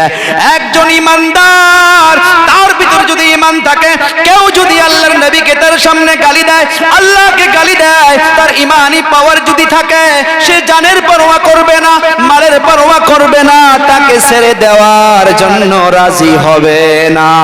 কথা কর। এ বাবা, নামাজ না পড়তে পারে 10 জন যুবককে দাঁড়াইয়া দেন। কেউ যদি 10 জন যুবকের সামনে আল্লাহর নবীকে গালি দেয়, তার লাশটা 5 মিনিটের মাধ্যমে যুবক করে দেবে না নাই? কারণ মুসলমানের ভিতরে ইমানি পাওয়ার আছে না নাই? আবু বকর থরথর করে কাঁপতেছে। আল্লাহর নবী প্রশ্ন করলো, রে আবু বকর, তুমি কি থাপ্পড় মেরেছো? বলে, হ্যাঁ হুজুর মেরেছি। বলে, কিসের জন্য মেরেছো? বলে, হুজুর আমাকে গালি দিয়েছে, কিছুই বলি নাই। আপনি বলুন, আমার আবু বকরের জীবন থাকতে যদি আপনাকে কেউ গালি দেয়, আল্লাহকে গালি দেয়, আমি আবু বকরের জীবনটা শেষ করে দিব, কিন্তু তাকে ছাড়বো না। ও হুজুর, মেরেছি। আবার যদি পারমিশন দেন, এখানে দাঁড়াইয়া আছে, আমি এখনই শেষ করে দিব। আল্লাহু আকবার। ইহুদি বলে যে, ও হুজুর মিথ্যা বলতেছে, আমরা গালি দেই নাই। আল্লাহর নবী প্রশ্ন করে, ও আবু বকর, তোমার কেউ সাক্ষী আছে নাকি? ও হুজুর, আমার তো সাক্ষী নাই। কি বলে? আমার তো সাক্ষী নাই। আল্লাহর নবী বলে, রে আবু বকর, এদের তো 2 জন সাক্ষী আছে, আমি তো ফয়সালা ইনসাফের সাথে করতে হবে। তোমার সাক্ষী নাই, বিচার তোমার বিপক্ষে চলে যাইতে পারে, তুমি মানবা কিনা? আবু বকর মাথাটা নিচু করে বলে, ও হুজুর, আপনি যা করবেন আমি মাথা নিচু করে মেনে নিব। আবার আপনার নবী ইহুদিকে বলল, ও ইহুদি ভাই, জানের বদলে জান, থাপ্পড়ের বদলে থাপ্পড়, যাও 1 কদম 2 কদম করে আগ বেড়ে যাও, আর আমার আবু বকরের গালের মাধ্যমে থাপ্পড় দিয়া প্রতিশোধ নিয়ে নাও। ইহুদি খুশি হইয়া কদম উঠাইছে। এদিকে আল্লাহ তাআলার আরশ কাঁপাকাঁপি শুরু হইয়া গেছে। আল্লাহ বলে, আইনা জিবরাইল, এ জিবরাইল তুমি কোথায়? জিবরাইল বলে, লাব্বাইক ইয়া আল্লাহ। আল্লাহ তাআলা জিবরাইলকে বলে, রে জিবরাইল, তোমার চাকরি থাকবে না, 1 সেকেন্ডের মাধ্যমে জমিনে চলে যা। ওখানে যাওয়ার পর নবীর মাঝখানে, ইহুদির মাঝখানে দাঁড়াইয়া যা। ইহুদির থাপ্পড় যদি আবু বকরের গালের মাধ্যমে পড়ে, তোর চাকরি থাকবে না। তাড়াতাড়ি চলে যা। কারণ আবু বকর ওইজন সাহাবী, সারা বিশ্বের মানুষের আমল যদি, নেক আমল যদি এক পাল্লায় রাখা হয়, আবু বকরের হিজরতের রাত্রের সওয়াব যদি আর এক পাল্লায় রাখা হয়, সারা বিশ্বের মানুষের আমলের পাল্লাটা হালকা হইয়া যাবে, আর আবু বকরের একটা রাত্রের সওয়াব সবার থেকে ভারী হইয়া যাবে। আর ওই আবু বকরের গালের মাধ্যমে থাপ্পড় পড়বে, যার জন্য নবী বলে গিয়েছে, ক্বালান নবী সাল্লাল্লাহু আলাইহি ওয়াসাল্লাম, আবু বকর ফিল জান্নাহ। প্রথম নম্বরে নাম আছে না নাই? আবু বকর ফিল জান্নাহ, ওমর ফিল জান্নাহ, ওসমান ফিল জান্নাহ, আলী ফিল জান্নাহ, তালহা ফিল জান্নাহ, জুবাইর ফিল জান্নাহ ইত্যাদি। যা রে জিবরাইল, নবীকে বলে দে, আবু বকরের সাক্ষী জমিনে কেউ থাকতে না পারে, আমি আল্লাহ তাআলা জানিয়ে দিলাম। নবীকে গিয়া বলে দে, আবু বকর সত্য, আর এর সাক্ষী দুনিয়ার কেউ না। আবু বকরের সাক্ষী আমি আল্লাহ রাব্বুল আলামিন নিজে। বাবারা, বন্ধুরা, ওই আবু বকরকে মা আয়েশা আর বিশ্ব নবীর ঝগড়া মিটানোর জন্য ডাকানো হয়েছে। মধুর ঝগড়া। আবু বকর এসে গিয়েছে, দরজা খুলে দেওয়া হয়েছে, স্বামী স্ত্রীর ঝগড়া নিয়ে আলোচনা চলতেছে। এখন ঝগড়াটো লাগার পর কেউ যদি মুরব্বি আনে কেরাম যদি আসে ঝগড়া মিটানোর জন্য, কেউ না কেউ তো বলতে হয় কি নিয়ে ঝগড়া লেগেছিল, বলা লাগে না? মা আয়েশা বলে, ও হুজুর, আমার আপনার ঝগড়া কি নিয়া আপনি বইলেন? আমার আপনার নবী বলে, রে আয়েশা তুমি বইল। আয়েশা একটা কথা স্লিপ কইরা বলে ফেললেন। আমার আপনার নবীকে বললেন, আপনি বইলেন ওয়ালা তাকুল ইল্লা হাক্কা। নাউজুবিল্লাহ বলি, আরো জোরে বলি নাউজুবিল্লাহ। মা আয়েশা বলে ফেলল, ও হুজুর আপনি বইলেন, কিন্তু যেটা হক সেটাই বইলেন, না হক কথা বইলেন না। নাউজুবিল্লাহ। নবী কোনদিন বেহক কথা বলতে পারে গো? কথা কোন পারে? কারণ কোরআন দলিল দিচ্ছে, ওয়ামা ইয়ানতিকু আনিল হাওয়া ইন হুয়া ইল্লা ওয়াহয়ুন ইউহা। আল্লাহ তাআলা জানাইয়া দিল, নবী আমার নিজের পক্ষ থেকে কোনো কথা বলে না, নবী আমার নিজের ইচ্ছা করে কোনো কথাই বলে না। আবু বকর দাঁড়াইয়া দেখলো, আবু বকর দাঁড়াইয়া দেখলো যে আয়েশা ভুল বলে ফেললো। আবু বকরের আবার গুসা উঠে গেল। আবু বকর বলে, রে আমার মেয়ে, আমি কি তোমাকে শিক্ষা দিয়েছি? আবু বকর গুসা হইয়া এক কদম দুই কদম করিয়া মা আয়েশার নিকটে গিয়া মা আয়েশাকে এমন ভাবে থাপ্পড় মেরেছে, মা আয়েশা জমিনে পড়ে গিয়েছে। তুই মেয়ে হইতে পারিস, কিন্তু আমার সম্মুখে নবীর অপমান আমি মানি না। মা আয়েশা জমিনে পড়ে গেল। আবু বকরের গোসা এখনো শেষ হয় নাই। আবু বকর আবার মারার জন্য প্রস্তুতি নিয়েছে। আল্লাহর নবী মনে করলো যে আমার নরম দিলের সাহাবী গরম হইয়া গেছে, আয়েশাকে বোধহয় আবার মারবে। আমার আপনার নবী মাঝখানে গিয়া দাঁড়াইয়া গেছে। আবু বকর বুঝতে পারলো যে নবী চায় না যে আমি আবার আয়েশাকে মারি। আবু বকর মাথাটা নিচু করে বাহিরে চলে গেল। এখান থেকে একটা নোকতা বাহির করেছে মুহাদ্দিসিনে কেরাম, ও যুবক, আপনারা ভাই ভাই ঝগড়া হইতে পারে, এলাকার মাধ্যমে ঝগড়া হইতে পারে। ওই ঝগড়ার সময় যদি কোনো মুরব্বী মানুষ যদি গিয়া দাঁড়াইয়া যায়, কোন উলামা কেরাম যদি তোমার নিকটে গিয়া বলে, রে বাবা বাদ দে বাদ দে, এই মুরব্বীদের সম্মানের খাতিরে বাবা তোমার ঝগড়া ওই জায়গায় তুমি খতম করে দাও, সাইলেন্ট হইয়া যাও, এর মাধ্যমে তোমার জন্য ভালাই আছে। আবু বকর বাইরে চলে গেল। আল্লাহর নবী মা আয়েশা যে জমিনে পড়ে আছে, মাগুলো শুনবেন, স্বামীগুলো শুনবেন। আল্লাহর নবী মা আয়েশার নিকটে যাইতেছে, যাওয়ার পর হাতটা আকবারে দিয়েছে। আল্লাহর নবী সুবহানাল্লাহ বলা যাবে না, হাতটা আকবারে দিয়ে আয়েশাকে বলে, রে হুমায়রা। মা আয়েশার উপাধি ছিলেন হুমায়রা।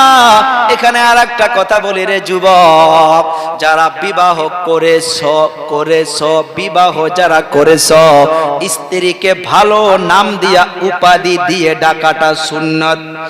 আপনি নিজের স্ত্রীকে জান বলে ডাকতে পারবেন, আপনি নিজের স্ত্রীকে সোনামণি বলে ডাকতে পারবেন, আপনি নিজের স্ত্রীকে ময়না পাখি বলে ডাকতে পারবেন, কিন্তু গার্লফ্রেন্ডকে নয়। জান গো জান, তোর জন্য আমার কলিজাটা আছে। কোয়া যাবে কি? এই যে কথা কন না, কোয়া যাবে? কয় না নাই। মোবাইল চেক করেন, গার্লফ্রেন্ডের নামে লাভের চিন দিয়া জান রেখে রাখছে না নাই? 100 জন যুবককে দাঁড় করো, কমসে কম 80 জনের মোবাইলে বাড়াবে লাভের চিন দিয়া মাই হার্ট লিখে রাখছে না নাই? আছে না? কয় নাই। ফেরেশতা তাহলে তো বয়ান করা দরকার নাই। এ বাবা, আমার সঙ্গে 2 জন থাকে, 2টা আমার সম্বন্ধী ভাই। রাত যখন 4টা 3:30 বেজে যায়, আমার সম্বন্ধীর বউয়ের ফোন আসে। আমি তো গাড়িতে তার ব্লুটুথ করে নেই, ওখানে সুন্দর করে লেখা ওঠে জানু। আমি তখন ওনাকে বললাম, আলহামদুলিল্লাহ, আল্লাহ তোমাদের মোহাব্বতকে কায়েম ও দায়েম রাখুক। আল্লাহ এমন ভাবে সব স্বামী স্ত্রীকে মোহাব্বতে রাখুক। একদম ওপেন ভাবে বললাম উলামা কেরামদের কাছে, শোনেন, স্ত্রীকে জান বলে পান বলে, কিন্তু মোহাব্বত বলে সুন্নত মনে করে ডাকবেন, সওয়াব আছে না নাই? এ বাবা, আল্লাহর নবী ডাকলো, রে হুমায়রা, আজ যদি আমি না থাকতাম তোমার আব্বা তোমাকে মেরেই ফেলতো। কি বলছে? তোমার আব্বা তোমাকে মেরেই ফেলতো। আল্লাহর নবী মা আয়েশা রাদিয়াল্লাহু তাআলা আনহাকে বলার পর মা আয়েশা দেরি করে নাই, এমনি আল্লাহর নবীর হাতে হাত দিয়া ধরে বলে, হ্যাঁ আপনি ঠিকই বলছেন। মা আয়েশাও উঠে গেল, আল্লাহর নবীও হাসলো, মা আয়েশাও হাসলো, দুজনে মিলামিলি করে হাসাহাসি শুরু করলো। আবু বকর বাহির থেকে দাঁড়াইয়া দাঁড়াইয়া বলে, আরে এখনই বিশ্বযুদ্ধ ছিল, আবার হাসাহাসি কি ঘটনা? আওয়াজ দিল, আবু বকরকে ডাকা হলো। আবু বকর ভিতরে এসে গেল। আবু বকর আসার পর বলে, রে মা, ও আল্লাহর নবী সাল্লাল্লাহু আলাইহি সাল্লাম, যখন তোমরা এমন ভাবে খুশির সময় থাকো, শুধু দুঃখের সময় বাবাদেরকে মনে কইরো না, সুখের সময়ও এমন ভাবে বাবাদেরকে মনে করিও। কারণ বাবারা যখন মেয়েদের সুখ দেখে, ওই বাবা মাদের অন্তর সুখের মাধ্যমে ভরে যায়। কথা কোন যায় না? নাই। এ বাবারা, বন্ধুরা, ঝগড়া হইতেই পারে। যেমন করে মা আয়েশা, যেমন করে বিশ্ব নবী স্যাক্রিফাইস করেছে, ছাড় দিয়েছে, ছাড়া করে মিলাপ্রীতি হইয়া গেছে। আল্লাহর নবী বলে গিয়েছে, শোনো শোনো শোনো, শয়তান মুসনাদে আহমদের একটা বর্ণনায় পেয়েছি, শয়তান তার নিজের মসনদটা একটা পানির মাধ্যমে নিয়ে বসে থাকে, আর সমস্ত ছেলেদেরকে দিনের মাধ্যমে পাঠায়া দেয়, যাও কে কি কি করতে পারো। কেউ মাথা ফাটাইয়া আসে, কেউ মারামারি করাইয়া আসে, আর একজন ল্যাংরা একজন লাহে লাহে এসে বলে, আমি কিছু করতে পারি নাই, আমি অমুক গ্রামে স্বামী স্ত্রীর মাধ্যমে ঝগড়া লাগাইয়া তাদেরকে ডাইভোর্স পর্যন্ত আমি পলাইয়া দিছি। তখন ওই মেন শয়তান তাকে ঘাড়ের মাধ্যমে নিয়ে নাচানাচি করে। অন্য শয়তানগুলো বলে, ও সর্দার, বেইনসাফি হইল, ভাই ভাই মারামারি লাগাইয়া দিয়া মাথা ফাটাইয়া হাসপাতালে এডমিট করে থুয়ে দিছি, আমাদের পুরস্কার নাই, আর মাত্র স্বামী স্ত্রীর মাঝে আলাগ করে দেওয়া আছে, এদের এত পুরস্কার কেন? তখন শয়তানের সর্দার বলে, রে শোনো, আল্লাহ তাআলা বলেছে যে স্বামী স্ত্রী যে ফ্যামিলি মুহাব্বতে থাকে, ওই ফ্যামিলির মাধ্যমে দিন রাত 24 ঘন্টা আল্লাহ রহমত বরকত অবতীর্ণ হয়। আর স্বামী স্ত্রী মুহাব্বতে থাকলে আল্লাহ রাজি হয়।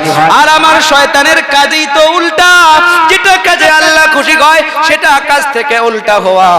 তাই স্বামী স্ত্রী ঝগড়া করলে আমি শয়তান খুশি হইয়া যায়, আর স্বামী স্ত্রী ঝগড়া না করলে আল্লাহ খুশি হইয়া যায়। সবাই চিৎকার মেরে বলুন, আমরা আল্লাহর খুশি চাইবো নাকি শয়তানের খুশি চাইবো? আল্লাহর খুশি যদি চাই তাহলে ঝগড়াকে ন বলে দেই, মানা করে দেয়, ও বাবা 2 নাম্বার ঝগড়া করা যাবে না। 3 নাম্বার হইতেছে, স্বামী শুধু জান্নাতে একলাই গেলে হবে না, কারণ স্বামী স্ত্রী দুজনে জান্নাতে আগেই বলেছি। সেই জন্য ইবাদতের মাধ্যমে স্ত্রী ঘুমাইয়া থাকলে ফজরের টাইমে হাজবেন্ড স্ত্রীকে উঠাইয়া দিবা, আবার স্বামী ঘুমাইয়া থাকলে স্ত্রীগুলো স্বামীকে তোলাইয়া দিবা। কারণ জান্নাতে যাওয়ার জন্য, ইবাদতের জন্য একজন আরেকজনকে সহায় সহযোগিতা করতে হবে। ও মা, আপনার স্বামী যদি না ওঠে, ঠান্ডা দিন, হালকা করে পানি নিবা, নিয়ে অল্প সিটা দিবা, আপনার স্বামীকে তুলে দিয়ে নামাজের জন্য দাঁড় করাইয়া দিবা। দুজনে আল্লাহর জান্নাতে যাওয়ার জন্য একজন আরেকজনকে সহায় সহযোগিতা করতে হবে। নাম্বার 4 হইতেছে, রে বাবা, গজবের একটা কথা, এই দুনিয়ার মাধ্যমে সুখময় ফ্যামিলিগুলো জাহান্নামের টুকরা হওয়া বিশেষ করে আরেকটা কারণ হয়েছে। এই কারণটা বলে শেষ করব, সময় অনেক হইয়া গেছে। এই কারণটা হইতেছে সন্দেহ বিমার। আছে না নাই? সন্দেহ বিমার। স্ত্রী হাজবেন্ডকে বলে, দেখি আপনার মোবাইল কোথায় কোথায় চ্যাটিং করেছেন, ফেসবুকে কার কার নাম আছে, ইনস্টাগ্রামে কাকে কাকে ফলো করেছিলেন। আবার হাজবেন্ড তো স্ত্রীকে বলে, তোমার মোবাইলও দেখি, সন্দেহ আছে না নাই? এই সন্দেহ করতে করতে করতে করতে রে বাবা, ভালো ভালো ফ্যামিলি গুলো জাহান্নামের টুকরা হইয়া যাইতেছে। হা হা হা, কোনো যদি সন্দেহের কারণ নিশ্চয় হয়েই থাকে, তাহলে মুরব্বীদের মাধ্যমে সলভ করেন। স্বামী স্ত্রী সন্দেহ করা করে নিয়ে পিটনা পিটনি দেওয়া দেবী কইরেন না, এমন ভাবে জাহান্নামের টুকরা হইয়া যাবে। আপনার মেয়ে বড় হইতেছে, আপনার ছেলে বড় হইতেছে, ছেলে মেয়ে বড় হওয়ার পরেও মা বাবার সন্দেহের কথা শুনতেছে। 100 ফ্যামিলির মাধ্যমে 80 ভাগ ফ্যামিলিতে এরকম হইতেছে, মেয়ে বাবার বদনাম শুনতেছে, ছেলে মায়ের বদনাম শুনতেছে। অন্তরে হাত দিয়া বলে ওই ছেলে মেয়েগুলো বড় হইলে কি হবে? কথা কয় না। সেই জন্য সন্দেহ বেমার বাদ দিতে হবে। এই সন্দেহ বেমার বাদ দিতে গেলে কোরআনে কারীম তো অনেকগুলো লাল সিগন্যাল আগেই দিয়েছিলেন। কারো বাড়িতে বেগার পারমিশনে যাওয়া যাবে না। আজকে যায় না নাই? ইয়া আইয়ুহাল্লাযীনা আমানু লা তাদখুলু বুয়ুতান গায়রা বুয়ুতিকুম হাত্তা তাস্তানিসু ওয়া তুসাল্লিমু আলা আহলিহা। আল্লাহ তাআলা বলল, তোমরা একজনের বাড়িতে এমনি প্রবেশ করতে পারবা না। তোমরা ইজাজত চাও, সালাম পেশ করো, 3 বার করে সালাম দাও। তারপর যদি কোনো আওয়াজ না আসে, পরের আয়াতে আল্লাহ তাআলা বলতেছে তোমাকে যদি ফিরে যেতে বলে তুমি ফিরে যাও। এখানে মুহাদ্দিস মুফাসসিরিনে কেরাম লিখেছে বাড়ির মাধ্যমে আপনি একা আছেন, আপনার উপযুক্ত ছেলে নাই, আপনার শ্বশুর আব্বা নাই, বাড়ির মাধ্যমে কোনো মুরব্বি নাই, কোনো মানুষ যদি বাড়ির থেকে আওয়াজ দেয়, আপনার আওয়াজটা ওই সময় নরম হতে হবে না, আপনি শক্তভাবে রে মা আপনি ঘরের ভিতর থেকে রিপ্লাই দিয়ে দেন। আর আপনি বলুন এখন নাই কেউ, পরে আসবেন, এখন আসা যাবে না। কিন্তু আমাদের মা বোনগুলো বলে যে আসেন ভাই, ময়নার আব্বা না থাকলে কি হবে, আসেন একটা তামুল তো কমসে কম খেয়ে যান। কয় না নাই? এই যে তামুল খাইতে যাবেন, ওই বাড়ির মাধ্যমে তো কেউ নাই। সাহাবী প্রশ্ন করেছিল, ইয়া রাসূলুল্লাহ, ইয়া হাবিবাল্লাহ, আমি আমার মায়ের ঘরের ভিতরে প্রবেশ করতেও কি পারমিশন লাগবে? আল্লাহর নবী প্রশ্নের জবাব দিয়া বলল, রে সাহাবী, তুমি কি চাও নাকি তোমার মাকে তুমি খারাপ অবস্থায় দেখবা? সাহাবা কেরাম বলল, মাআযাল্লাহ, কখনো নয়। তখন আল্লাহর নবী বলল, তাহলে তোমার মায়ের রুমে প্রবেশ করতে গেলেও তুমি পারমিশন নিতে লাগবে। এ বাবা, বড় ভাইয়ের বাড়িতেও এমনি যাওয়া যাবে না। আপনার খালা আম্মার মেয়ের বিবাহ হয়েছে, আপনার বোন হইতে পারে, আপনি এমনিও যাইতে পারবেন না। এই জায়গাগুলো যদি রেড সিগন্যাল, লাল সিগন্যাল গুলো যদি আপনি ভঙ্গ করে যান, এমন কার্যকলাপে লিপ্ত হইয়া থাকলে 100-র ভিতরে 100 আপনাকে সন্দেহের মাধ্যমে পড়তেই হবে। সমাজে আছে না নাই? গাড়ির মাধ্যমে চলে যান, পুনার মাধ্যমে গেলাম, পুনাত রাত্রিবেলা 2টা বাজায় কারের মাধ্যমে বসে আছি, পুলিশ নাই, কেউ নাই, কেউ নাই। বলি ও ভাই, গাড়ি কেন আপনি দাঁড় করলেন? যান, চলে যান। বলে হুজুর যাওয়া যাবে না। বলে কেন? বলে আমি তো বললাম কেউ নাই। বলে কেউ না থাকলে কি হবে? ওই যে তাকাইয়া দেখেন লাল লাইট জ্বলতেছে, লাল লাইট জ্বলতেছে। এই লাইটকে যদি আপনি এমনি ভঙ্গ করে চলে যায়, এই চলে যাওয়ার সাথে সাথে গাড়ির নাম্বারটা উঠে যাবে, আর আমার নামে আগামীকাল ফাইন হইয়া যাবে, আর কোর্টের মাধ্যমে হাজিরি দিতে হবে। এ বাবা, দুনিয়ার লাল সিগন্যাল বুঝলাম, দুনিয়ার সিগন্যালকে বুঝলাম পুলিশের 1000 টাকা ফাইনের জন্য। আর আল্লাহ তাআলা যে নিষেধ করলো কারো ঘরেতে যাওয়া যাবে না, কারো বাড়িতে যাওয়া যাবে না, বদনামে পড়তে হবে, জাহান্নামে যাইতে হবে, এটা বুঝলাম না। কপালটা পোড়া তার জন্য।